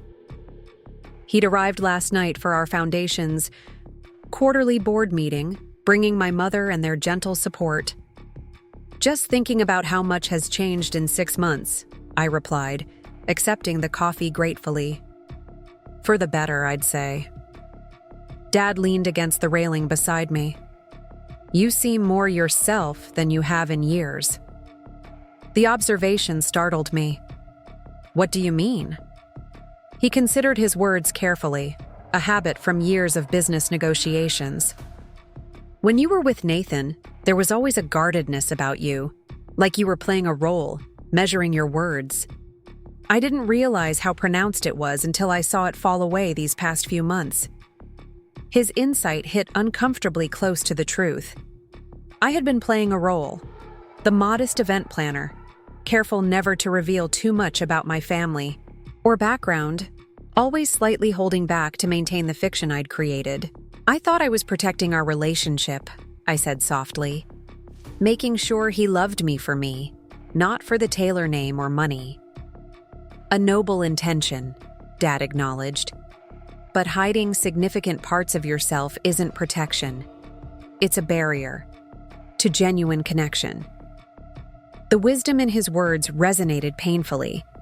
In trying to ensure Nathan's love was authentic, I'd prevented him from knowing the complete woman I was. The irony wasn't lost on me that we'd both lived with secrets, both ultimately undermining the intimacy we claimed to value.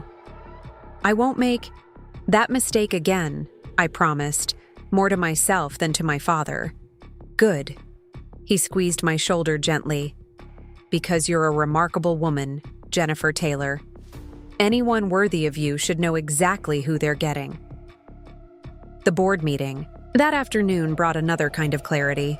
Seated around the conference table in what had once been my grandfather's library, I presented my vision for expanding the Taylor Foundation's work beyond traditional philanthropy into impact investing and community development. "The charitable landscape is evolving," I explained to the board members, many of whom had known me since childhood. "Writing checks for worthy causes remains important, but we have an opportunity to create sustainable change through strategic investments in underserved communities." My mother, elegant at 68 and sharp as ever, leaned forward with interest. "You're suggesting we use a portion of the Foundation's endowment for investments that generate both financial returns and social benefits?" "Exactly." I displayed slides showing potential projects, affordable housing developments, community health centers, educational technology initiatives in low-income schools. Each investment would align with our mission while potentially generating returns to fund additional charitable work. The proposal represented months of research and planning, a project I'd begun in the immediate aftermath of my divorce, when work provided welcome distraction from emotional turmoil. What had started as therapy had evolved into passion, giving me a sense of purpose beyond the collapse of my marriage. "This is ambitious," observed William Chen, our longtime foundation treasurer and Diana's father. "But the financial models are sound, and Jennifer has clearly done her homework on the social impact metrics." The board's unanimous approval felt like validation, not just of my proposal, but of my capability and vision. These people had known me all my life, had watched me step away from the family business to forge my own path, and now welcomed me back with respect for the woman I'd become. "Your grandfather would be proud," my mother said as we walked back to the main house after the meeting. "He always believed wealth carried responsibility beyond mere charitable giving." "I miss his guidance," I admitted. Edward Taylor had passed, away 4 years earlier, leaving a legacy of business success and ethical leadership that still shaped the family's priorities. Especially now. "He's still guiding you," Mom said softly. "Through the values he instilled, the structure he created, for your trust, even the timing he chose for its release. 7 years of marriage before access. That wasn't arbitrary." "What do you mean?" She smiled knowingly. Edward believed 7 years was enough time to truly know a person's character. He wanted to ensure that whoever you married would have demonstrated their commitment to you, not your fortune, before gaining any benefit from it. The realization struck me. My grandfather's stipulation had unintentionally exposed Nathan's true nature just as he prepared to leave. Had the trust been available earlier, Nathan might have stayed, living off my inheritance while continuing his deception. Instead, his betrayal had come precisely when I gained the financial independence to address it from a position of strength. "Grandfather playing chess from beyond the grave," I murmured, feeling a fresh wave of gratitude for his foresight. That evening, sitting around the dinner table with my parents and several longtime family friends, I felt a sense of homecoming that went beyond physical location. These were people with whom I could be completely myself. No hidden background, no downplayed achievements, no careful editing of family stories.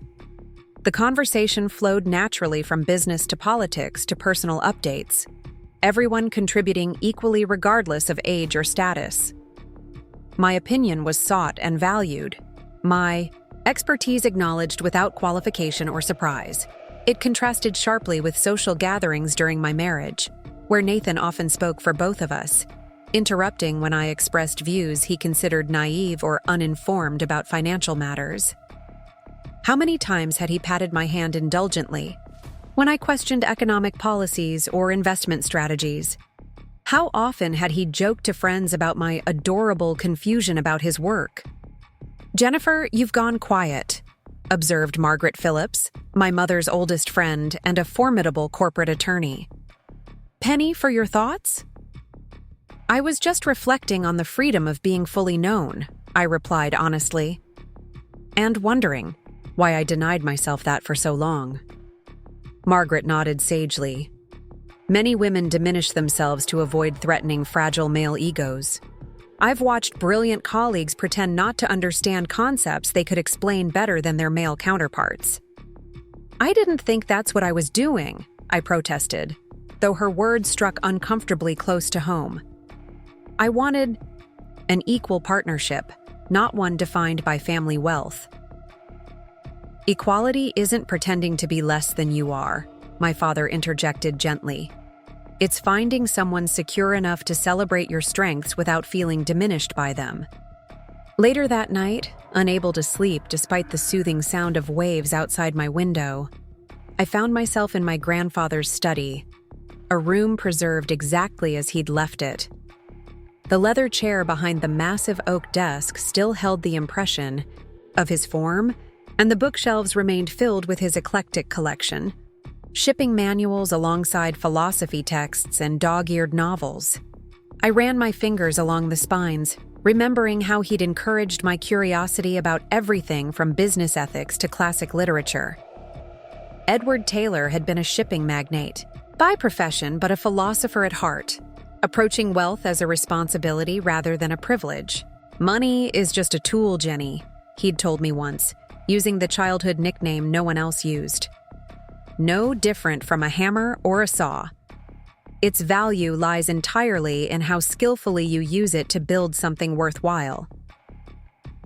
On his desk sat a framed photograph I'd always loved. My grandfather standing on the deck of his first cargo ship, young and determined, the future still unwritten. Beside it was a newer frame holding a picture of me at my business school graduation, his arm around my shoulders, pride evident in his smile. He'd supported my decision to forge my own path, to build a business without trading on the family name. But I wondered now if he'd ever intended that independence to become secrecy, if the lesson about standing on my own merits had been distorted by my fear of being valued only for my inheritance. My phone buzzed with a text from Laura. "Coffee. Tomorrow. Have updates that might interest you." "Intriguing? 10 a.m. at Harborview?" I replied, curious about what information my investigator friend might have uncovered. Though the divorce was final, Laura had maintained casual surveillance on Nathan and Emma, partially as a professional courtesy, and partially, I suspected, because she enjoyed the drama. Morning brought sunshine streaming through the east-facing windows and renewed clarity. After breakfast with my parents, I drove into Portland to meet Laura at our favorite waterfront cafe. She was already seated at an outdoor table when I arrived, designer sunglasses pushed up on her head, tablet computer at the ready. "You look disgustingly well-rested and content," she observed as I sat down. "Maine air agrees with you." "It's been a surprisingly healing few days," I admitted. "What updates do you have that couldn't wait until I returned to Boston?" Laura's expression shifted to her professional investigator mode. "Two things. First, Emma Robertson has accepted a position with Goldman Sachs in their London office. She leaves next week." The news meant little to me emotionally, but I was curious about the timing. Impressive rebound. Did she and Nathan officially end things? According to my sources, rather spectacularly. Laura's mouth curved in a satisfied smile. Apparently, when the beach house fell through, Nathan suggested they could still find something more modest that he could afford on his settlement. Emma wasn't interested in modest anything. I felt a twinge of sympathy for Nathan, quickly suppressed by the memory of his calculated betrayal. "And the second update?" Laura slid her tablet across the table. "Your ex-husband's professional reputation isn't faring well. These are internal communications from Madison Financial's HR department.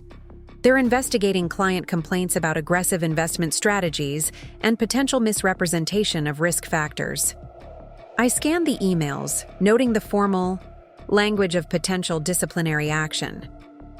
"This isn't related to our divorce, is it?"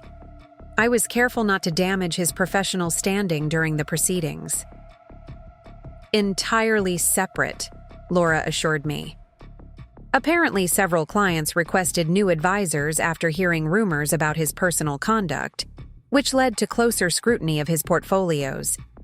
The financial misconduct he practiced in your marriage seems to have extended to his professional life. The revelation should have satisfied some desire for justice, but instead left me feeling empty. Nathan's career had been central to his identity. Its potential collapse seemed a Pyrrhic victory at best. "I don't wish him professional ruin," I said softly. "Despite everything." Laura studied me with a mixture of admiration and exasperation. "You're a better person than I am. If someone stole my savings for their affair partner, I'd want karmic retribution on a biblical scale." We moved on to lighter topics: Laura's daughter's college plans, my new role at the foundation, mutual friends and upcoming events. But the news about Nathan lingered in my thoughts, a reminder that deception rarely stays contained to one area of life. Back at the family home that afternoon, I found a message from Stephen Goldman requesting a video call at my convenience. My attorney rarely made casual contact, so I connected immediately from my grandfather's study. "Jennifer, thank you for making time," Stephen greeted me, his formal manner unchanged even in digital communication. "I've received an interesting proposal that requires your attention." "What kind of proposal?" I asked, immediately alert. "Thornhill Pharmaceuticals has approached the Taylor Holdings board about acquiring one of our shipping subsidiaries, specifically the division that handles medical transport. They're offering significantly above market value." I leaned back in my grandfather's chair, considering the implications. The medical transport division had been my father's particular innovation, specially equipped vessels for transporting temperature-sensitive pharmaceuticals and medical equipment globally. That's technically my father's decision as CEO, isn't it? Or the board's collectively? Stephen adjusted his glasses, a gesture I recognized as preceding important information. "Under normal circumstances, yes. However, your grandfather's final revisions to the trust included a specific provision regarding that division. Any sale requires your explicit approval as his primary heir, regardless of your operational role in the company." This was news to me. Why would he include that stipulation? "He never explained his reasoning to me directly," Stephen admitted.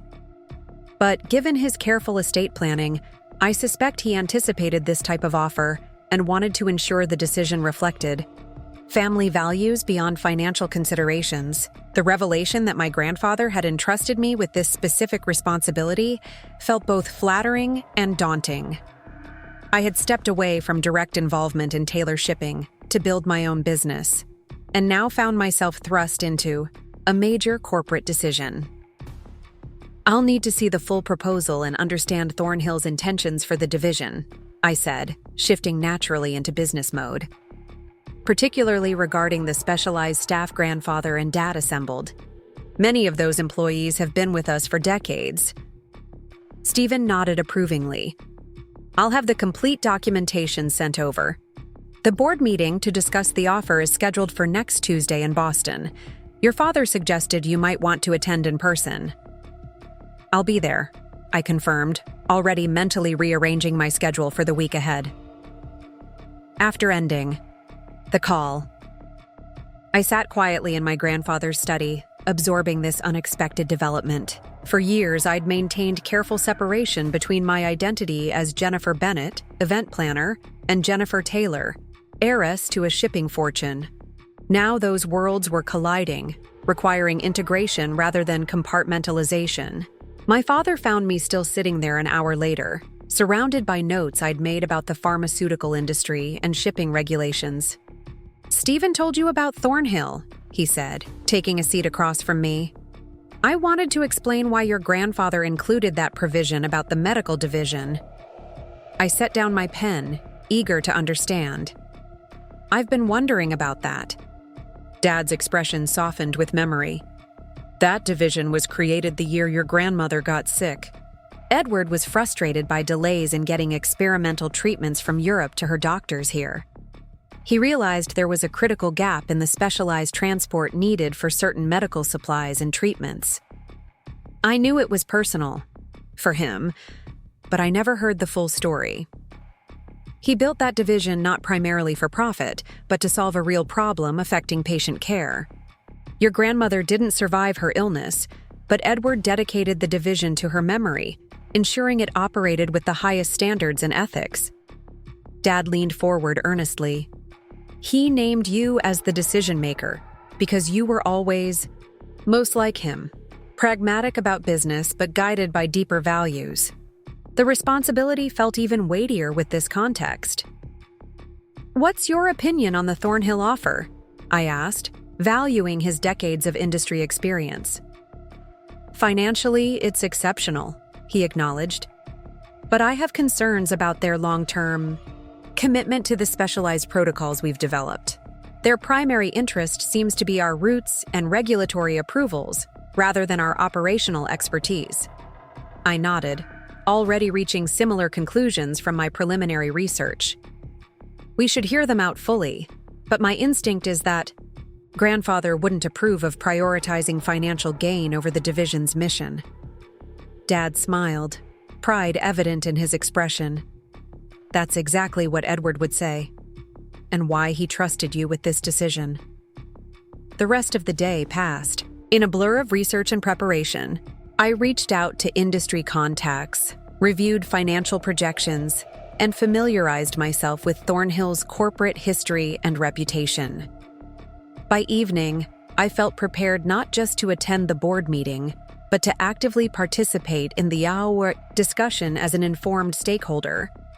Over dinner, my mother observed the transformation with knowing amusement. "I haven't seen you this energized by work in quite some time," she noted. The foundation proposal was impressive.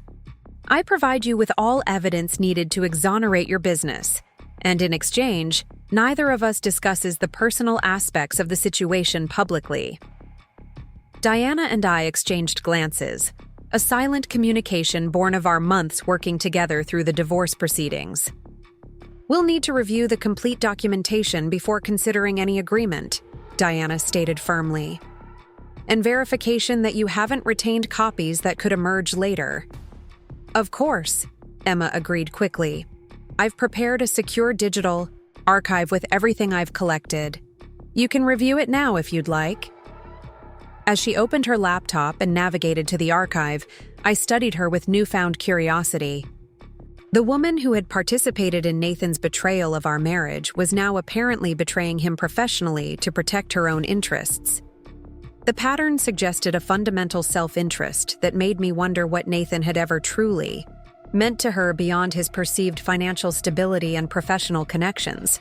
The next hour passed in tense analysis of financial records, emails, and client communications.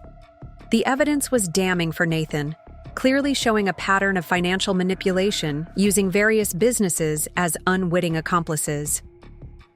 My company appeared to be just one of several legitimate enterprises he had exploited through his client relationships.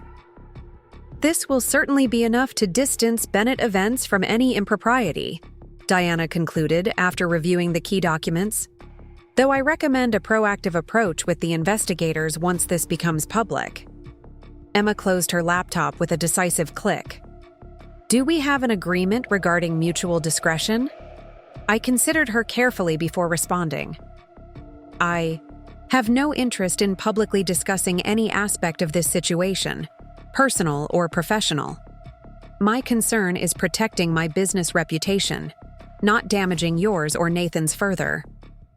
"Then we understand each other," Emma replied with visible relief. "I'll have my attorney draft the non-disclosure agreement for both of us to sign before I depart for London."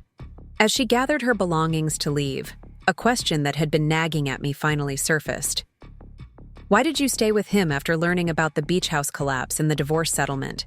You must have realized then that his financial situation wasn't what he'd represented." Emma paused, seeming to weigh whether to respond honestly. "I believed his explanation that the setback was temporary," she finally admitted. "He was very convincing about having other resources and investment opportunities that would soon mature." A flash of genuine emotion crossed her face. "I only discovered the full extent of his deception when the internal investigation at Madison began, and he asked me to corroborate false client meeting records. The admission contained a vulnerability I hadn't expected. A glimpse of Emma as another woman deceived by Nathan's carefully constructed facade, rather than simply a willing accomplice in his betrayal. "He's extraordinarily persuasive," I acknowledged, offering this small moment of understanding between two women who had both believed Nathan's carefully crafted lies. After Emma departed, Diana turned to me with raised eyebrows. "That was unexpected." "In what way?" "Your empathy toward her," Diana clarified. "Most clients in your position would have been considerably less gracious." I considered this observation, slightly surprised myself by the absence of animosity I felt toward Emma. She was deceived too, just in different ways. Nathan created separate narratives for each of us, tailored to what he thought we wanted to hear. "Very philosophical," Diana noted with a hint of admiration. "Though I suspect her coming forward has more to do with self-preservation than moral awakening." "Undoubtedly," I agreed. But her motives are less important than the protection. This information provides for my business. Diana began organizing the documents we'd reviewed. I'll work with your business attorney to prepare for any potential inquiry from Madison financial or regulatory authorities. With this evidence, your company should be clearly established as an unwitting party rather than a participant in Nathan's scheme. As I left Diana's office, the late afternoon sun cast long shadows across the city streets. The meeting had been tense but ultimately productive, providing both warning and protection against potential damage to my professional reputation. My phone buzzed with a text from Laura. Heard through sources that Nathan has resigned from Madison, rather than face termination, leaving Boston immediately according to internal memo. 1 year after the fateful discovery of Nathan's betrayal, I found myself standing in the newly renovated headquarters of the Taylor Foundation. Floor to ceiling, windows offered panoramic views of Boston Harbor, the autumn sunlight dancing across the water as sailboats and ferries crisscrossed in their daily patterns. The space reflected my new approach to life, open, transparent, with nothing hidden in shadows. "What do you think of the donor recognition wall?" asked Marcus Reed, the foundation's newly hired executive director. He gestured toward an artfully designed installation where digital displays showcased our major initiatives alongside the stories of those whose lives had been transformed by them. "It's perfect," I replied, appreciating how the design highlighted impact rather than donor names. "Let's make sure the quarterly reports maintain this focus on results rather than recognition." Marcus nodded, making notes on his tablet.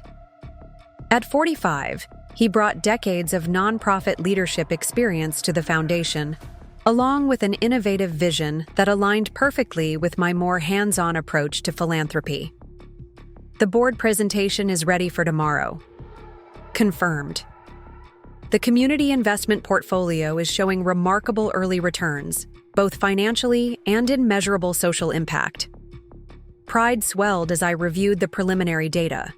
In the months following my divorce, I had channeled my energy into transforming the Taylor Foundation from a traditional grant-making entity into an impact-focused organization.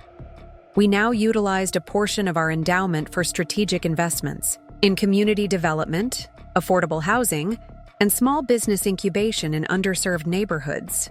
The work had become my passion, a purpose that filled the void left by my collapsed marriage with something far more meaningful. I no longer defined myself in relation to Nathan, as wife, betrayed spouse, or divorce survivor.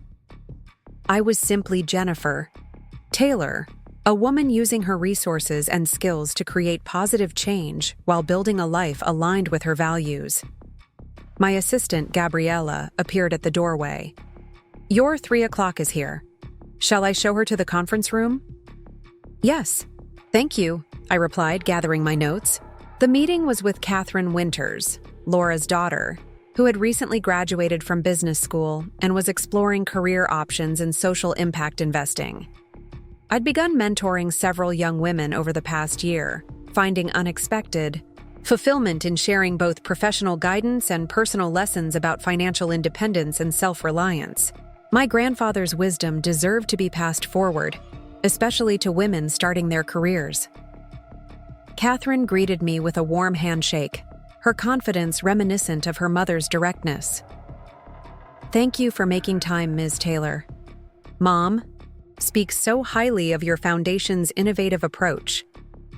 "Please, call me Jennifer," I insisted, gesturing for her to take a seat. "Laura mentioned you're considering multiple paths. Tell me what draws you to impact investing specifically." As Catherine articulated her interests and aspirations, I found myself reflecting on how different my life had become since that night when I'd stared at my phone, discovering Nathan's betrayal. The pain had been transformative, burning away, pretense and compromise, leaving space for authentic growth. News about Nathan had gradually filtered through professional circles over the past year. After resigning from Madison Financial ahead of their internal investigation, he'd apparently spent months trying to rebuild his career in Chicago, where he'd initially transferred. Those efforts collapsed when formal complaints were filed by former clients, triggering regulatory scrutiny of his investment practices.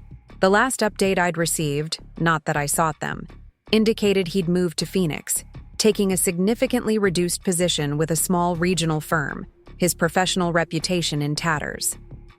Emma had indeed departed for London, her career at Goldman Sachs apparently flourishing based on occasional mentions in industry publications. I felt no satisfaction in Nathan's downfall, only a distant sadness for the potential wasted and lives disrupted by his choices. That chapter had closed completely for me. The lessons absorbed, but the emotional attachment severed. What advice would you give someone just starting out who wants to maintain both financial independence and meaningful relationships? Catherine asked, pulling me back to our conversation. The question touched directly on what had become a central philosophy in my approach to both personal and professional relationships. Transparency and boundaries, I replied after thoughtful consideration. Be honest about who you are and what matters to you, but maintain clear financial boundaries that preserve your independence. True partnership, whether business or personal, thrives on mutual respect for each other's autonomy. Catherine nodded, clearly processing the advice in relation to her own circumstances. My mother mentioned that you learned some of these lessons the hard way.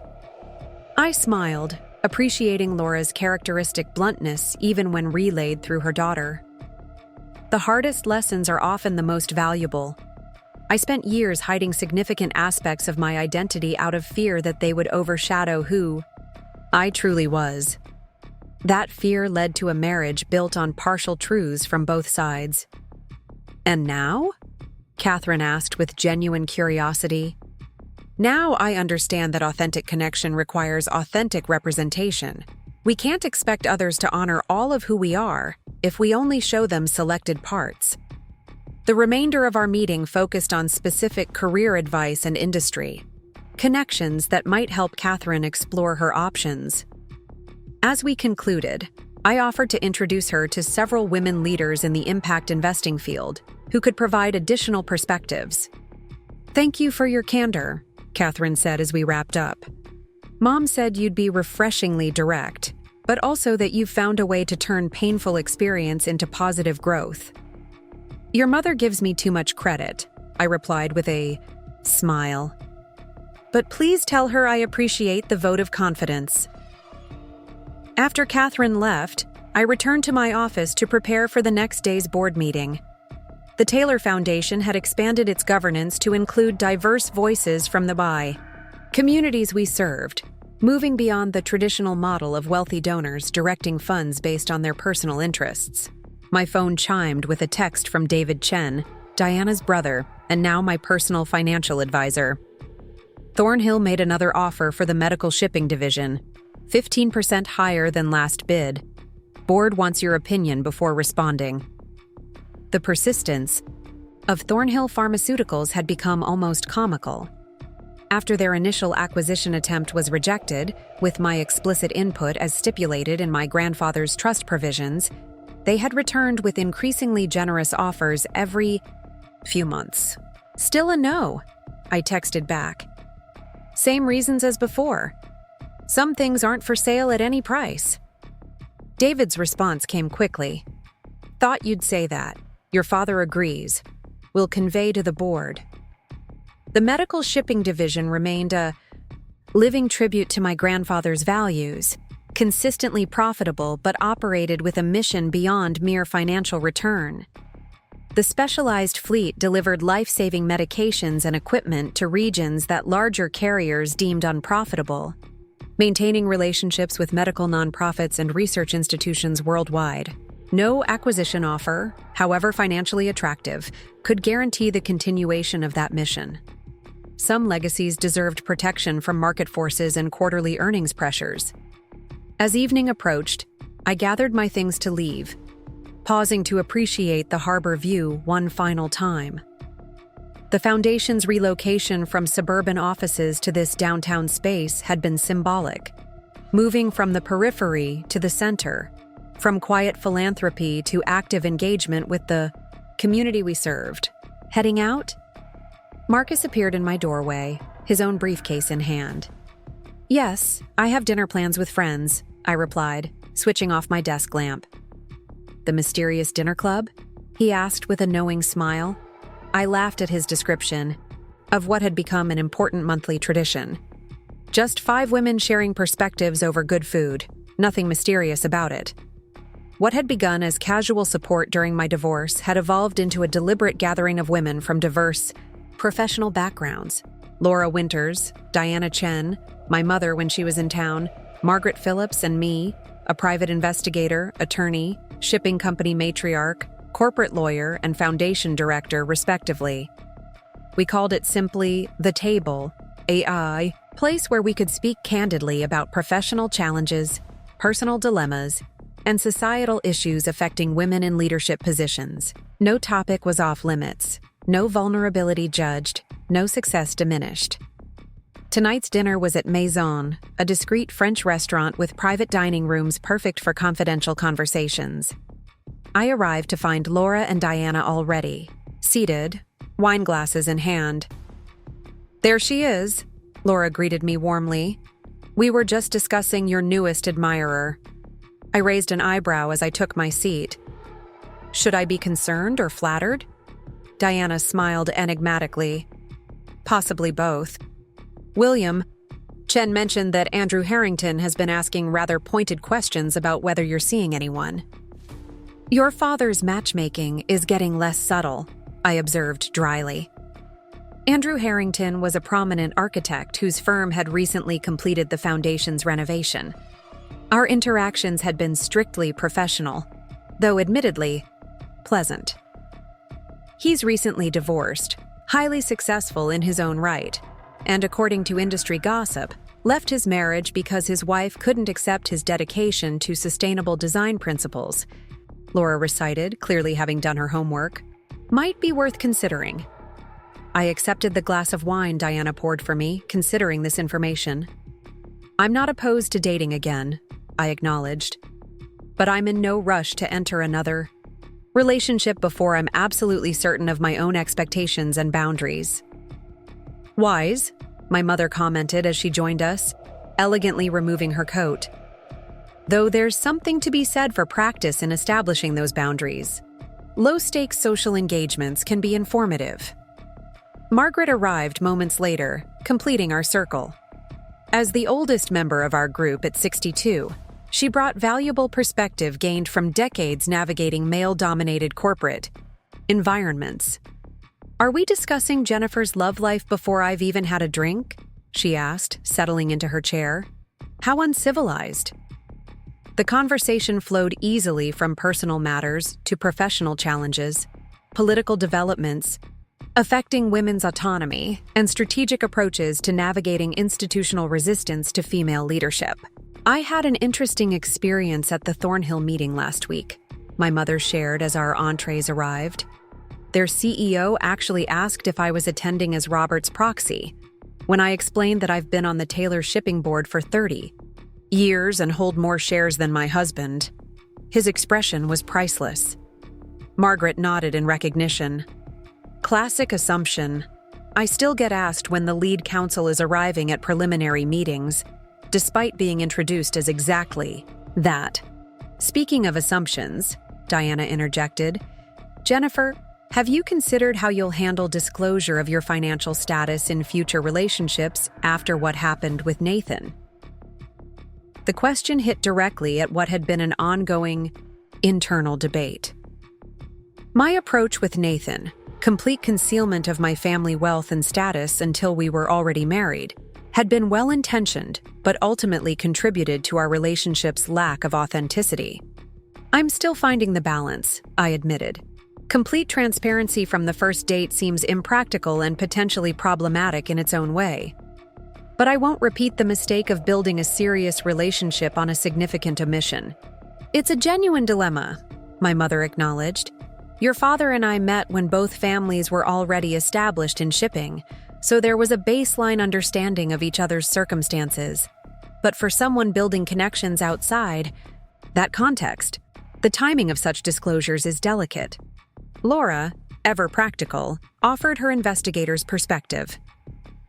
From my professional experience, I'd suggest a graduated approach. Initial dates require basic safety verification. Is this person who they claim to be? As emotional investment increases, proportional disclosure makes sense with complete financial transparency before any permanent commitments. That seems reasonable, I agreed. Though I'm also working on being more authentically myself from the beginning, using my full name, not downplaying my foundation role or family connections. The right person should be able to see me through all of that.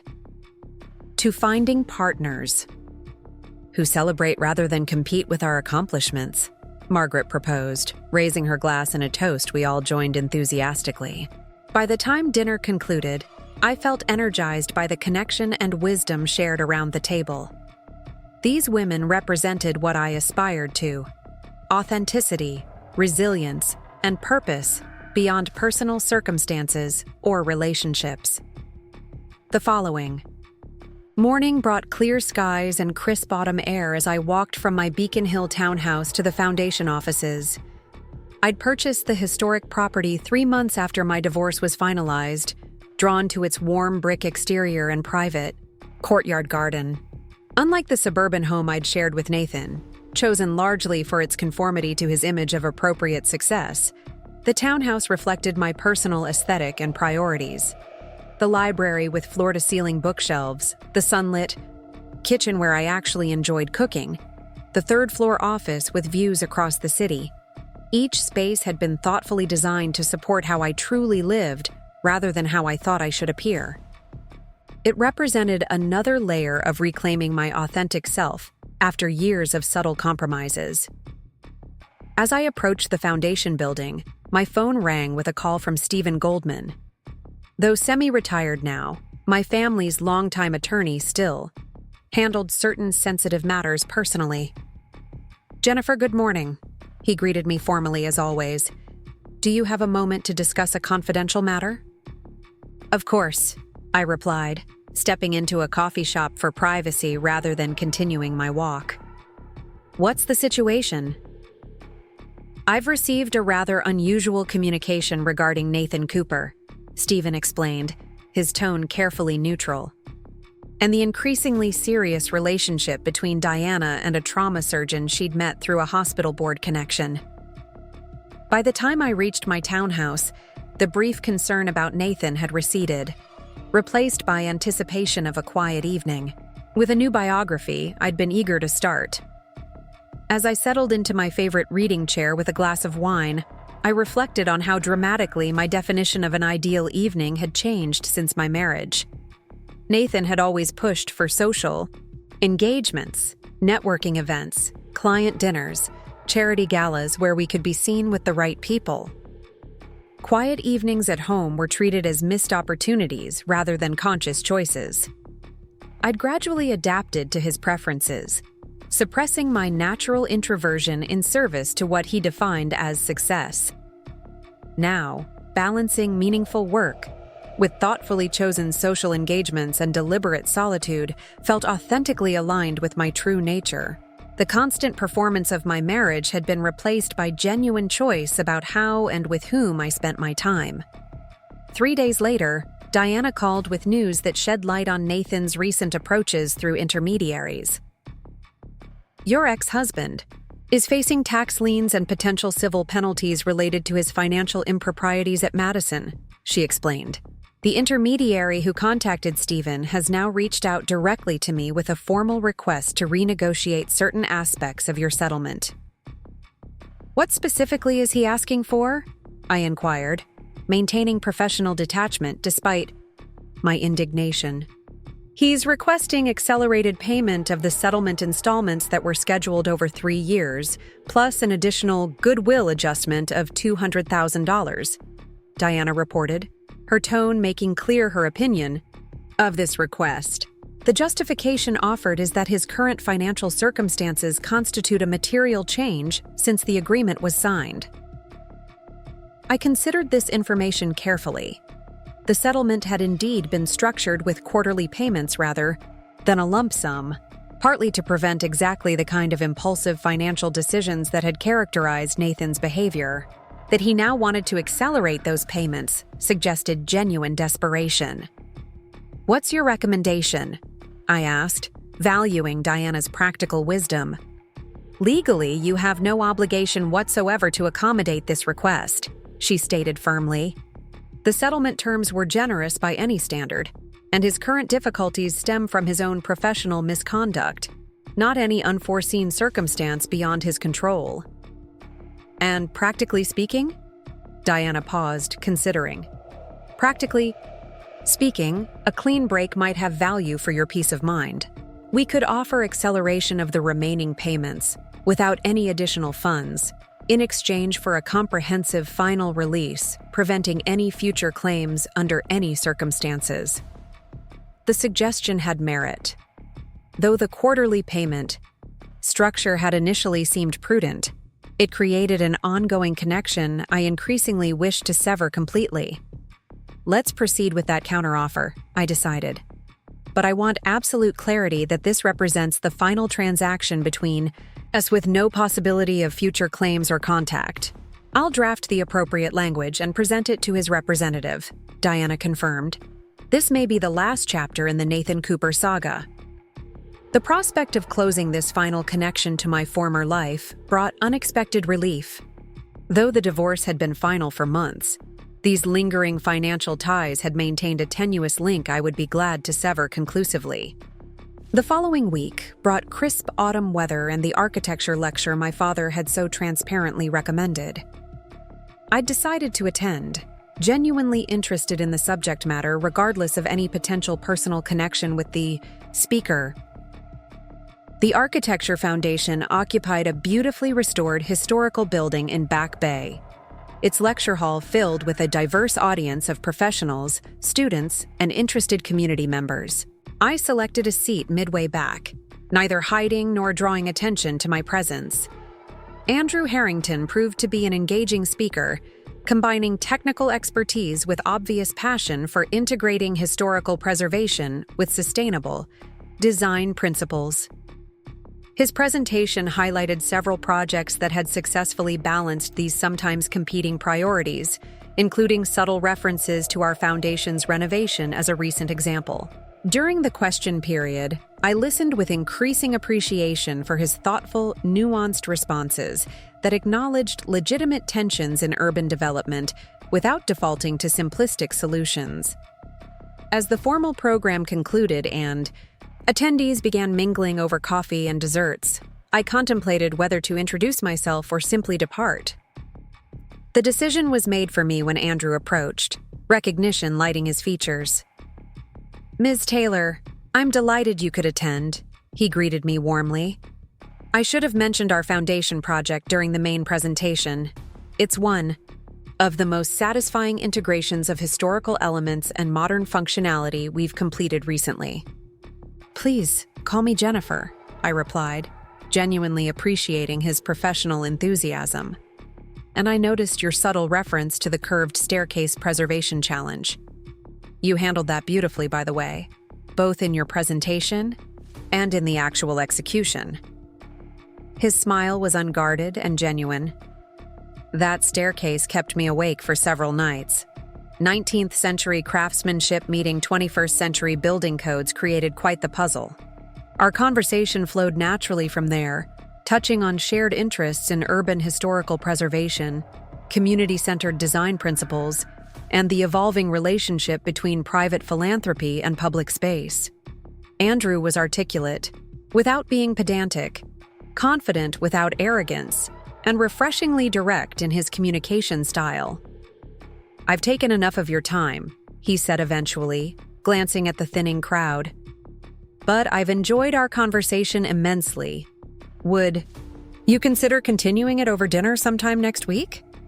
The directness of the invitation was actually refreshing.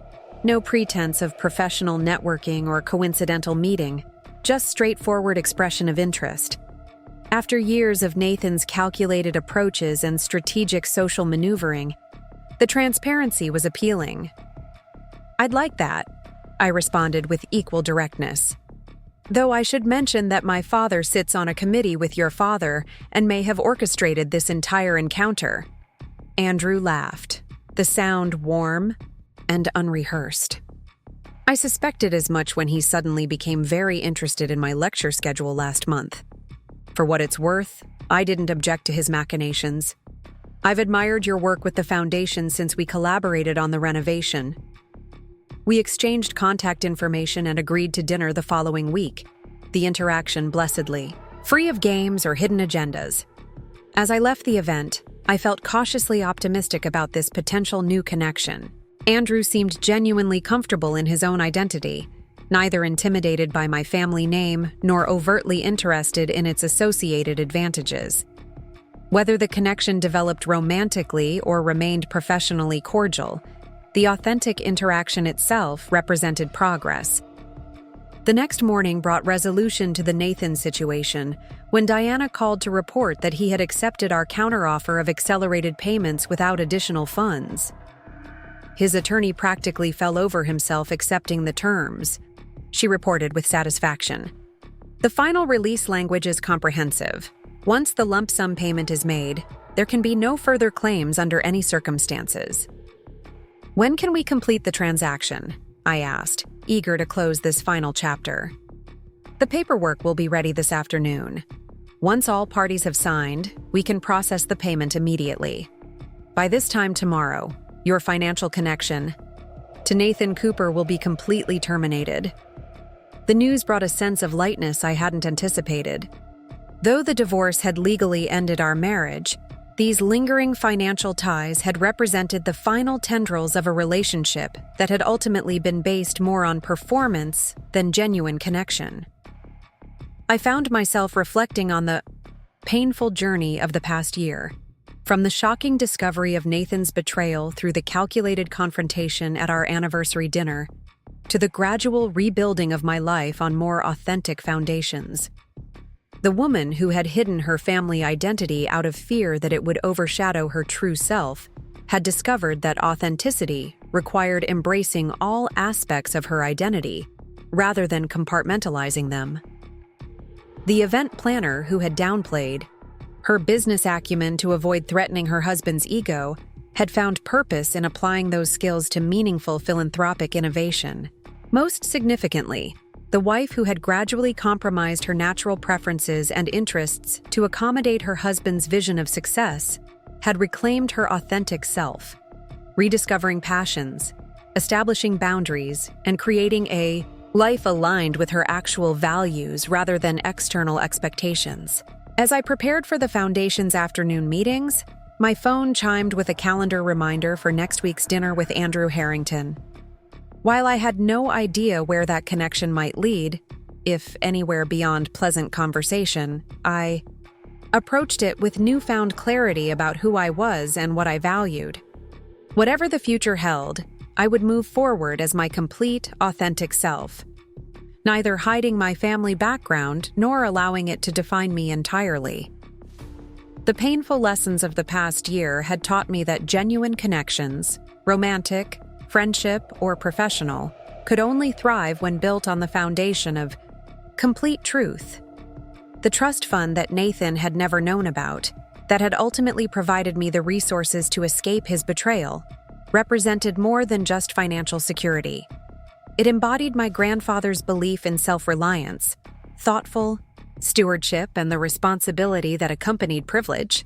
In honoring those values going forward, in both personal and professional contexts, I would be paying forward the most valuable inheritance he had left me, the courage to live authentically, regardless of circumstances or expectations. As I gathered my notes for the afternoon's Community Investment Committee meeting, I felt profound gratitude for the journey that had brought me to this moment, not despite its painful aspects, but because of them. The betrayal that had initially felt like devastation had ultimately been the catalyst for reclaiming my authentic self and purpose. Sometimes what appears to be an ending is merely the necessary clearing of space for something better to begin. The account Nathan had emptied had contained much more than money.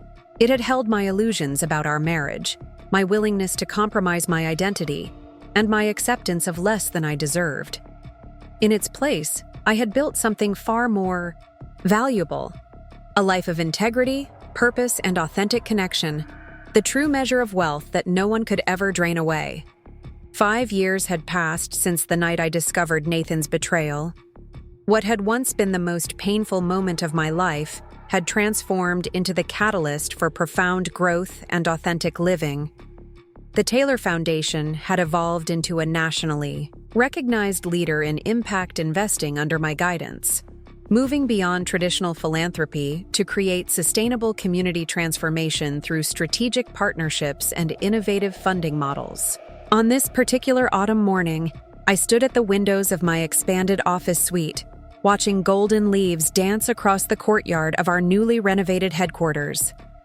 The building, a former textile factory in a historically underserved neighborhood, represented our commitment to community revitalization through practical action rather than distant charity. "The board presentation is ready for review," Marcus announced, entering with tablet in hand. Now, in his 6th year as the Foundation's executive director, his innovative approach to social impact measurement had become standard practice across the philanthropic sector. The 5-year results from our integrated neighborhood investment model exceeded even our optimistic projections.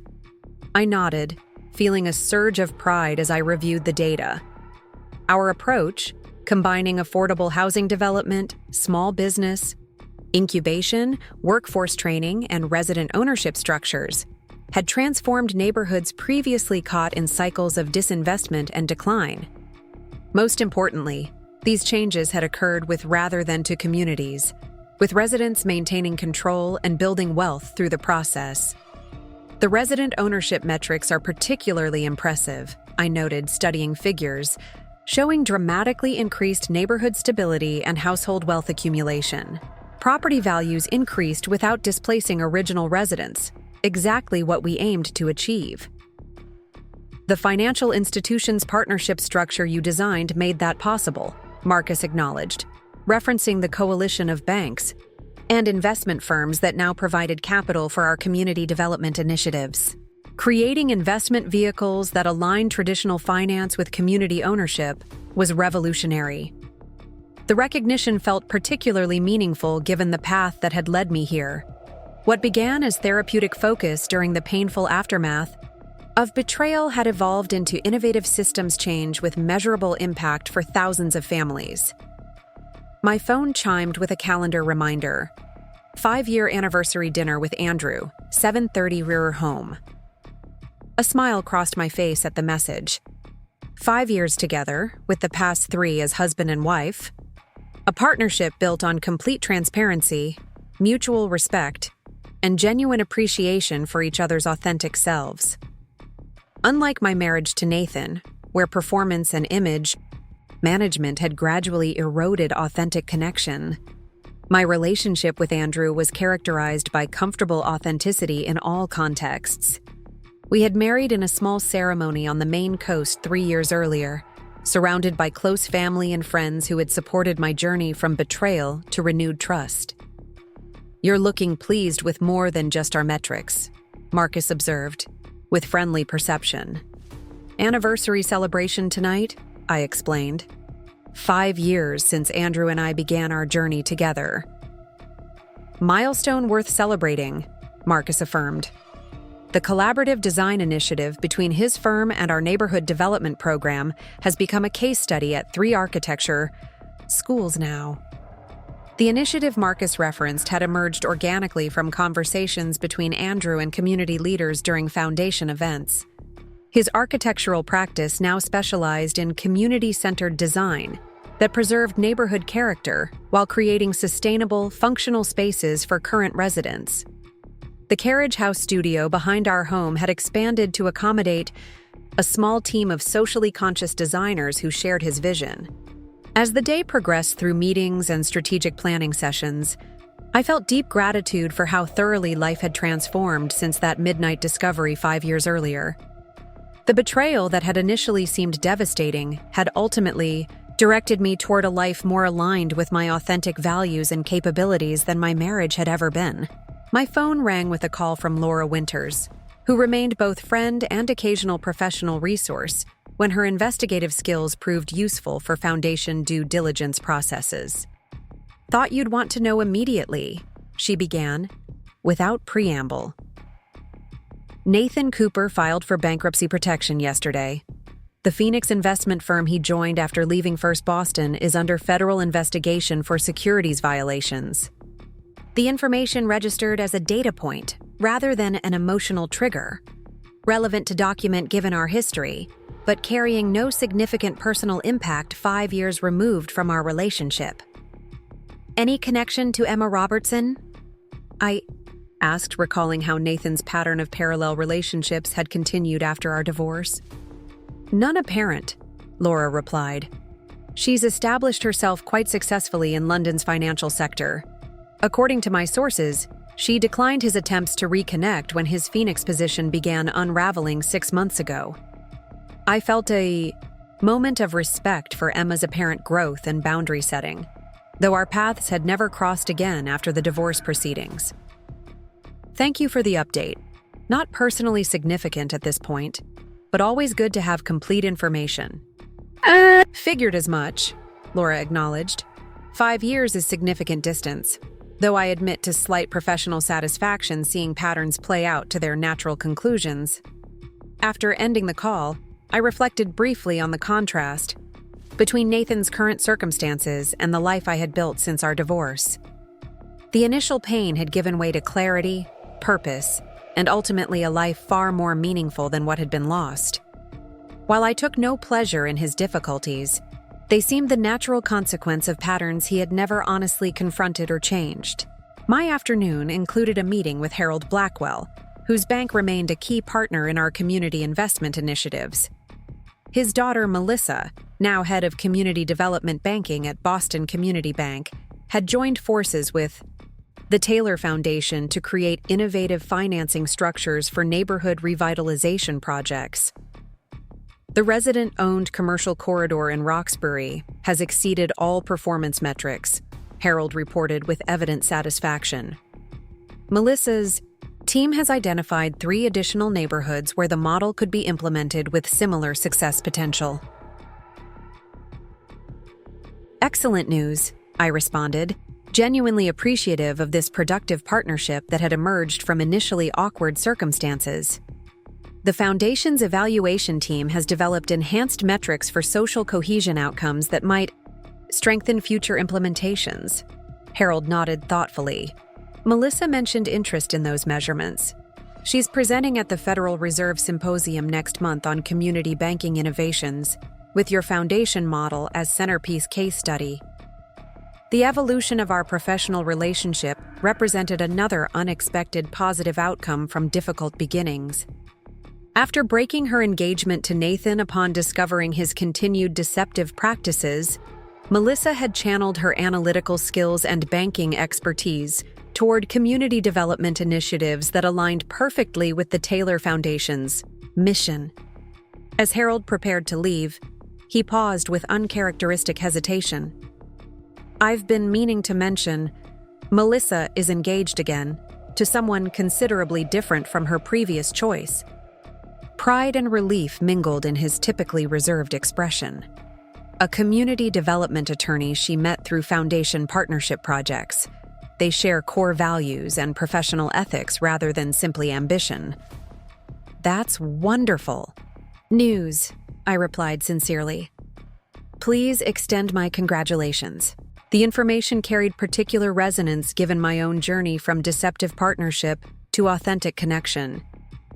Though Melissa and I maintained appropriate professional boundaries rather than personal friendship, I felt genuine happiness for her discovery of relationship based on shared values rather than performance or pretense."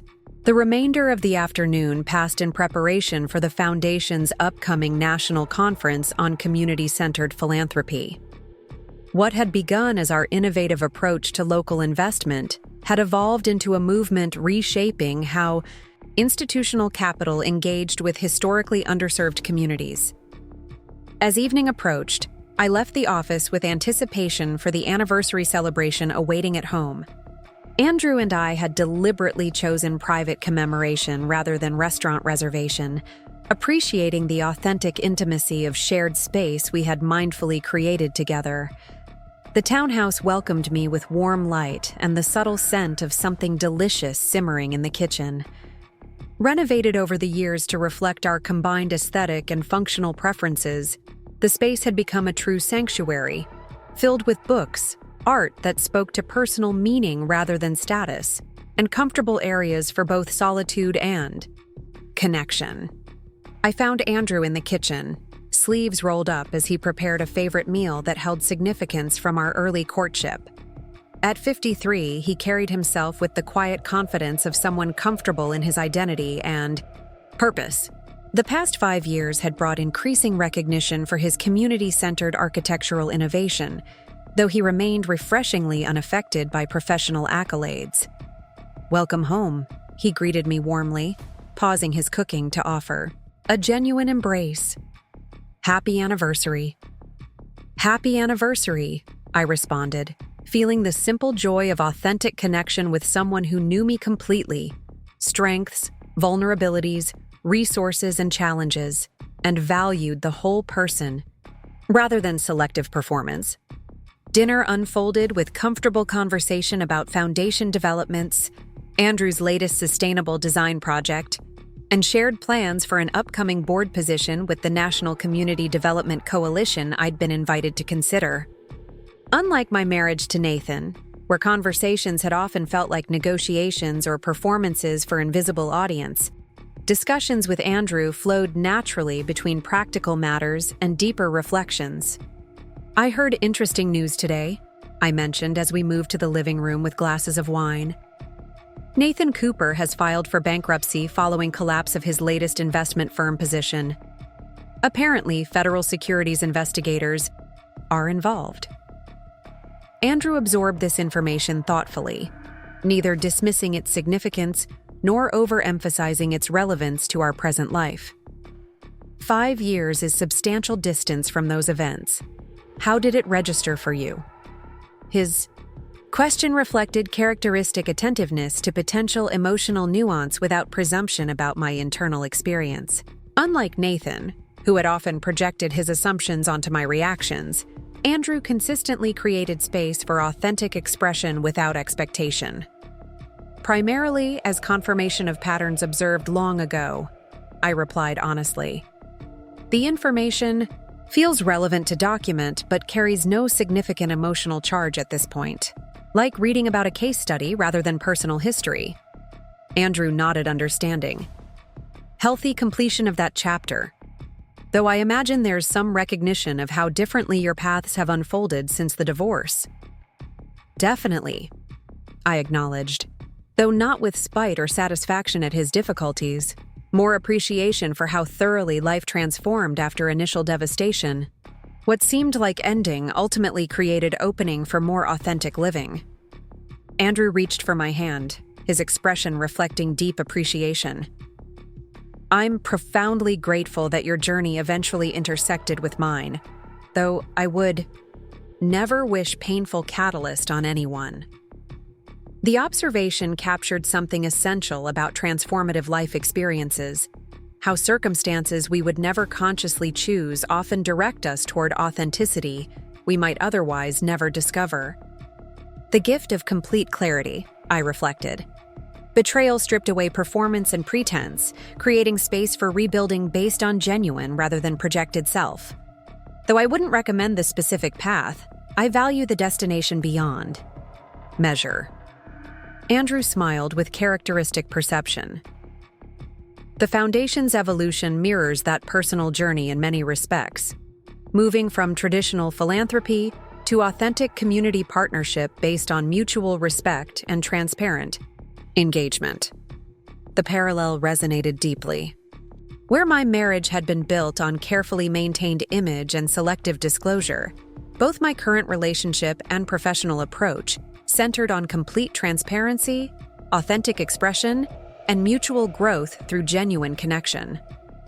"Which reminds me," Andrew continued, reaching for a wrapped package beside his chair. "My anniversary gift relates to that integrated journey.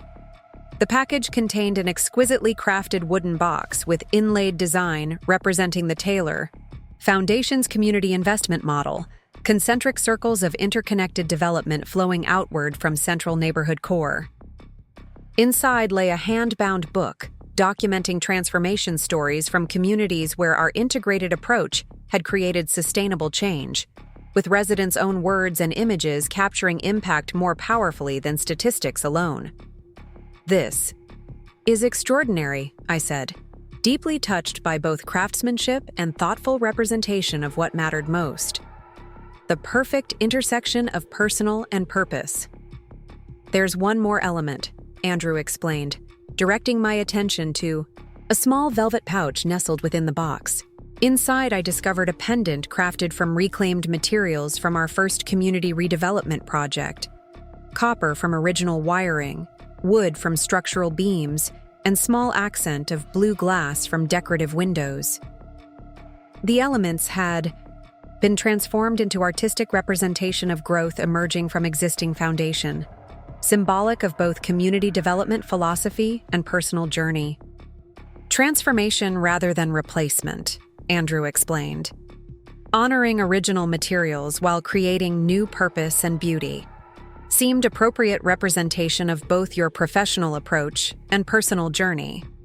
The thoughtfulness of the gift moved me deeply, acknowledging both professional impact and personal growth without artificial separation between aspects of authentic identity. Unlike my marriage to Nathan, where I had maintained careful distinction between personal and family legacy aspects of self, my partnership with Andrew embraced complete integration of all dimensions of genuine selfhood. "It's perfect," I said, simply appreciating both artistic beauty and symbolic resonance. "Thank you for seeing me so completely." My gift for Andrew represented similar integration. A limited edition collection of architectural drawings from his professional inspiration, Tadao Ando, accompanied by commissioned essay connecting his community-centered design philosophy to emerging social justice architecture movement. The authentic appreciation of his distinct professional contribution alongside personal significance reflected our shared value of seeing each other completely rather than selectively. Later that evening, relaxing together after dinner, Andrew asked a thoughtful question that reflected his characteristic interest in deeper understanding rather than surface conversation. "Looking back 5 years since beginning our relationship, what aspects of this life we've built together feel most meaningful compared to what existed before?" I considered the question carefully, appreciating its invitation to reflection rather than performance. The integration of all aspects of self into coherent whole rather than compartmentalized performance feels most transformative, I replied honestly, no longer maintaining separate identities for different contexts, just authentic presence across all dimensions of life. Andrew nodded understanding.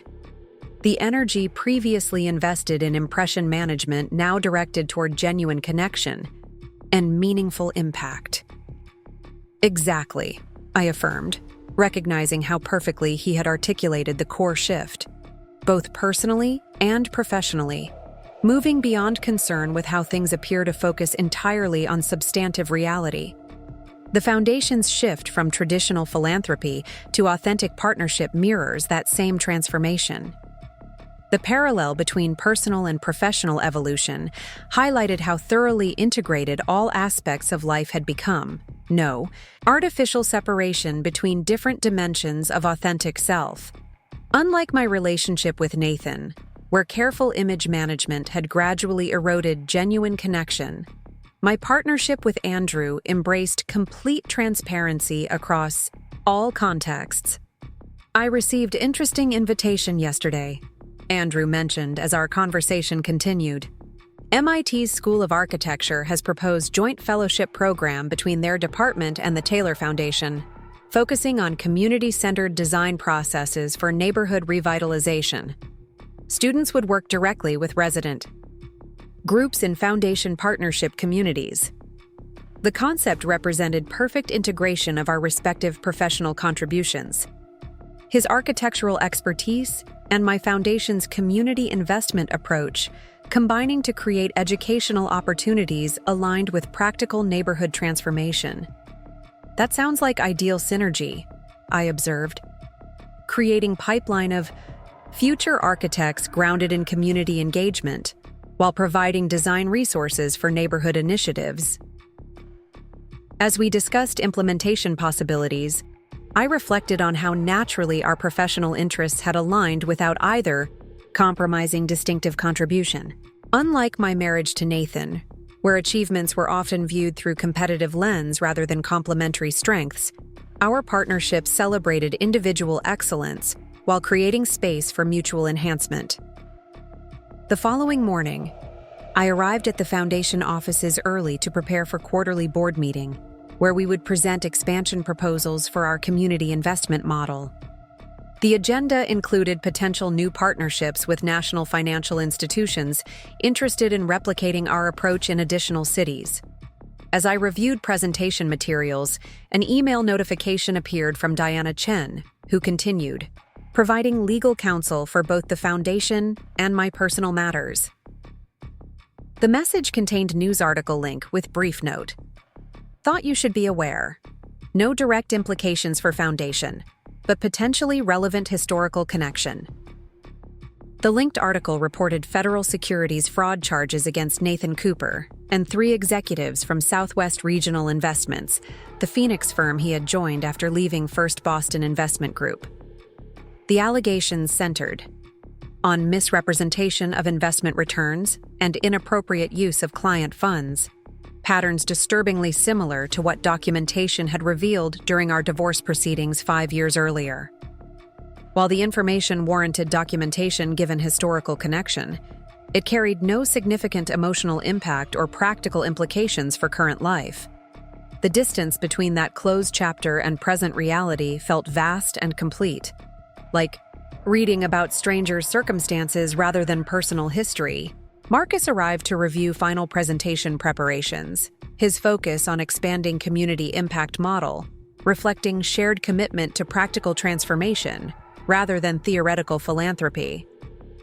The financial institution representatives attending today's meeting have combined investment capacity exceeding $50 billion, he noted, referencing major banks and investment firms interested in adopting our community partnership approach. If we secure even modest percentage commitment to neighborhood revitalization using resident-centered methods, the national impact could be transformative. The scale of potential influence reflected how thoroughly the foundation's approach had evolved since I assumed active leadership following my divorce. What began as therapeutic focus during painful personal transition had developed into innovative system that combined financial sustainability with authentic community partnership, creating transformation for both investors and neighborhoods. Board members arrived over the next hour, the diverse governance group reflecting our commitment to including voices beyond traditional philanthropic circles. Community development practitioners, resident leaders from partner neighborhoods, financial experts, and social impact specialists created balanced perspective that strengthened decision-making and accountability. The meeting progressed through financial reviews and program evaluations before reaching expansion proposal discussion. As I presented the national partnership strategy, I felt profound gratitude for how completely life had transformed since that midnight discovery 5 years earlier. The trust fund Nathan had never known about, that had provided essential financial security when I discovered his betrayal, had evolved into catalyst for community transformation far beyond traditional charitable giving. Where my grandfather had used wealth primarily for direct assistance, the foundation now created sustainable systems for community self-determination and wealth creation that would continue for generations. Board discussion focused on appropriate expansion pace and partnership selection criteria, with particular attention to maintaining authentic community engagement despite increased scale. Unlike traditional philanthropy's top-down approach, our model centered resident leadership and neighborhood priorities while providing necessary capital and technical support. The resident ownership component remains non-negotiable in any expansion. I emphasized during strategic planning discussion. Financial returns must never supersede community control and wealth creation within neighborhoods being revitalized. This core principle reflected lessons from personal journey as well as professional experience, recognizing how external control, however well-intentioned, ultimately undermines authentic development and self-determination. Just as my own growth required claiming genuine authority rather than performing expected roles, community transformation required resident leadership rather than imposed solutions. As the meeting concluded with unanimous approval for measured national expansion, I received text message from Andrew. MIT Fellowship Program approved by university leadership. Implementation planning begins next month. Celebration dinner tonight? The message brought immediate warmth, another milestone in our shared journey of aligned purpose without sacrificed individuality. Unlike my marriage to Nathan, where accomplishments often triggered comparison or competition, our partnership celebrated individual achievements as shared joy rather than relative status. My response reflected comfortable authenticity that characterized all dimensions of current life. Perfect timing, expansion proposal approved unanimously, much to celebrate. Home by 7? 5 years after discovering Nathan's betrayal and hidden financial manipulation, life had transcended recovery to genuine transformation. The Taylor Foundation had evolved from traditional philanthropy to innovative community investment under my leadership. My partnership with Andrew offered authentic connection based on mutual appreciation rather than performance or pretense.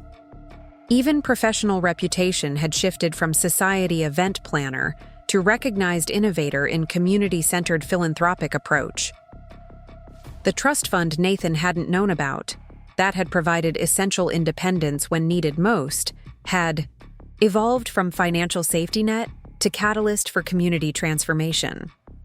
More importantly, the trust I had developed in myself, my judgment, and my capacity for authentic connection represented the most valuable asset emerging from painful experience. As afternoon meetings continued with potential financial institution partners interested in implementing our community investment approach nationally, I found myself reflecting on how thoroughly perspectives had shifted since that midnight discovery 5 years earlier. What initially seemed devastating betrayal had ultimately directed me toward life more aligned with authentic values and capabilities than marriage had ever contained. The foundation's evolution mirrored personal transformation, moving from traditional philanthropy defined by donor priorities to authentic partnerships centered on resident leadership and community self-determination. The account Nathan had drained represented merely money, easily replaced through trust fund access when needed. What I had built since then, authentic partnership, innovative philanthropy, and integrated identity embracing all aspects of genuine self, represented something far more valuable. A life of meaningful impact aligned with core values rather than external expectations. Sometimes painful endings create essential openings for authentic beginnings. In losing what I thought I wanted, I had ultimately discovered what I truly needed: genuine connection, meaningful purpose, and the freedom to be completely myself across all dimensions of life. The trust fund Nathan never knew about had provided financial security during difficult transition. But the authentic self-trust developed through that journey represented the most valuable inheritance of all: capacity for genuine connection and meaningful impact that would continue generating returns immeasurable by financial metrics alone. Up next, you've got 2 more standout stories right on your screen. If this one hit the mark, you won't want to pass these up. Just click and check them out.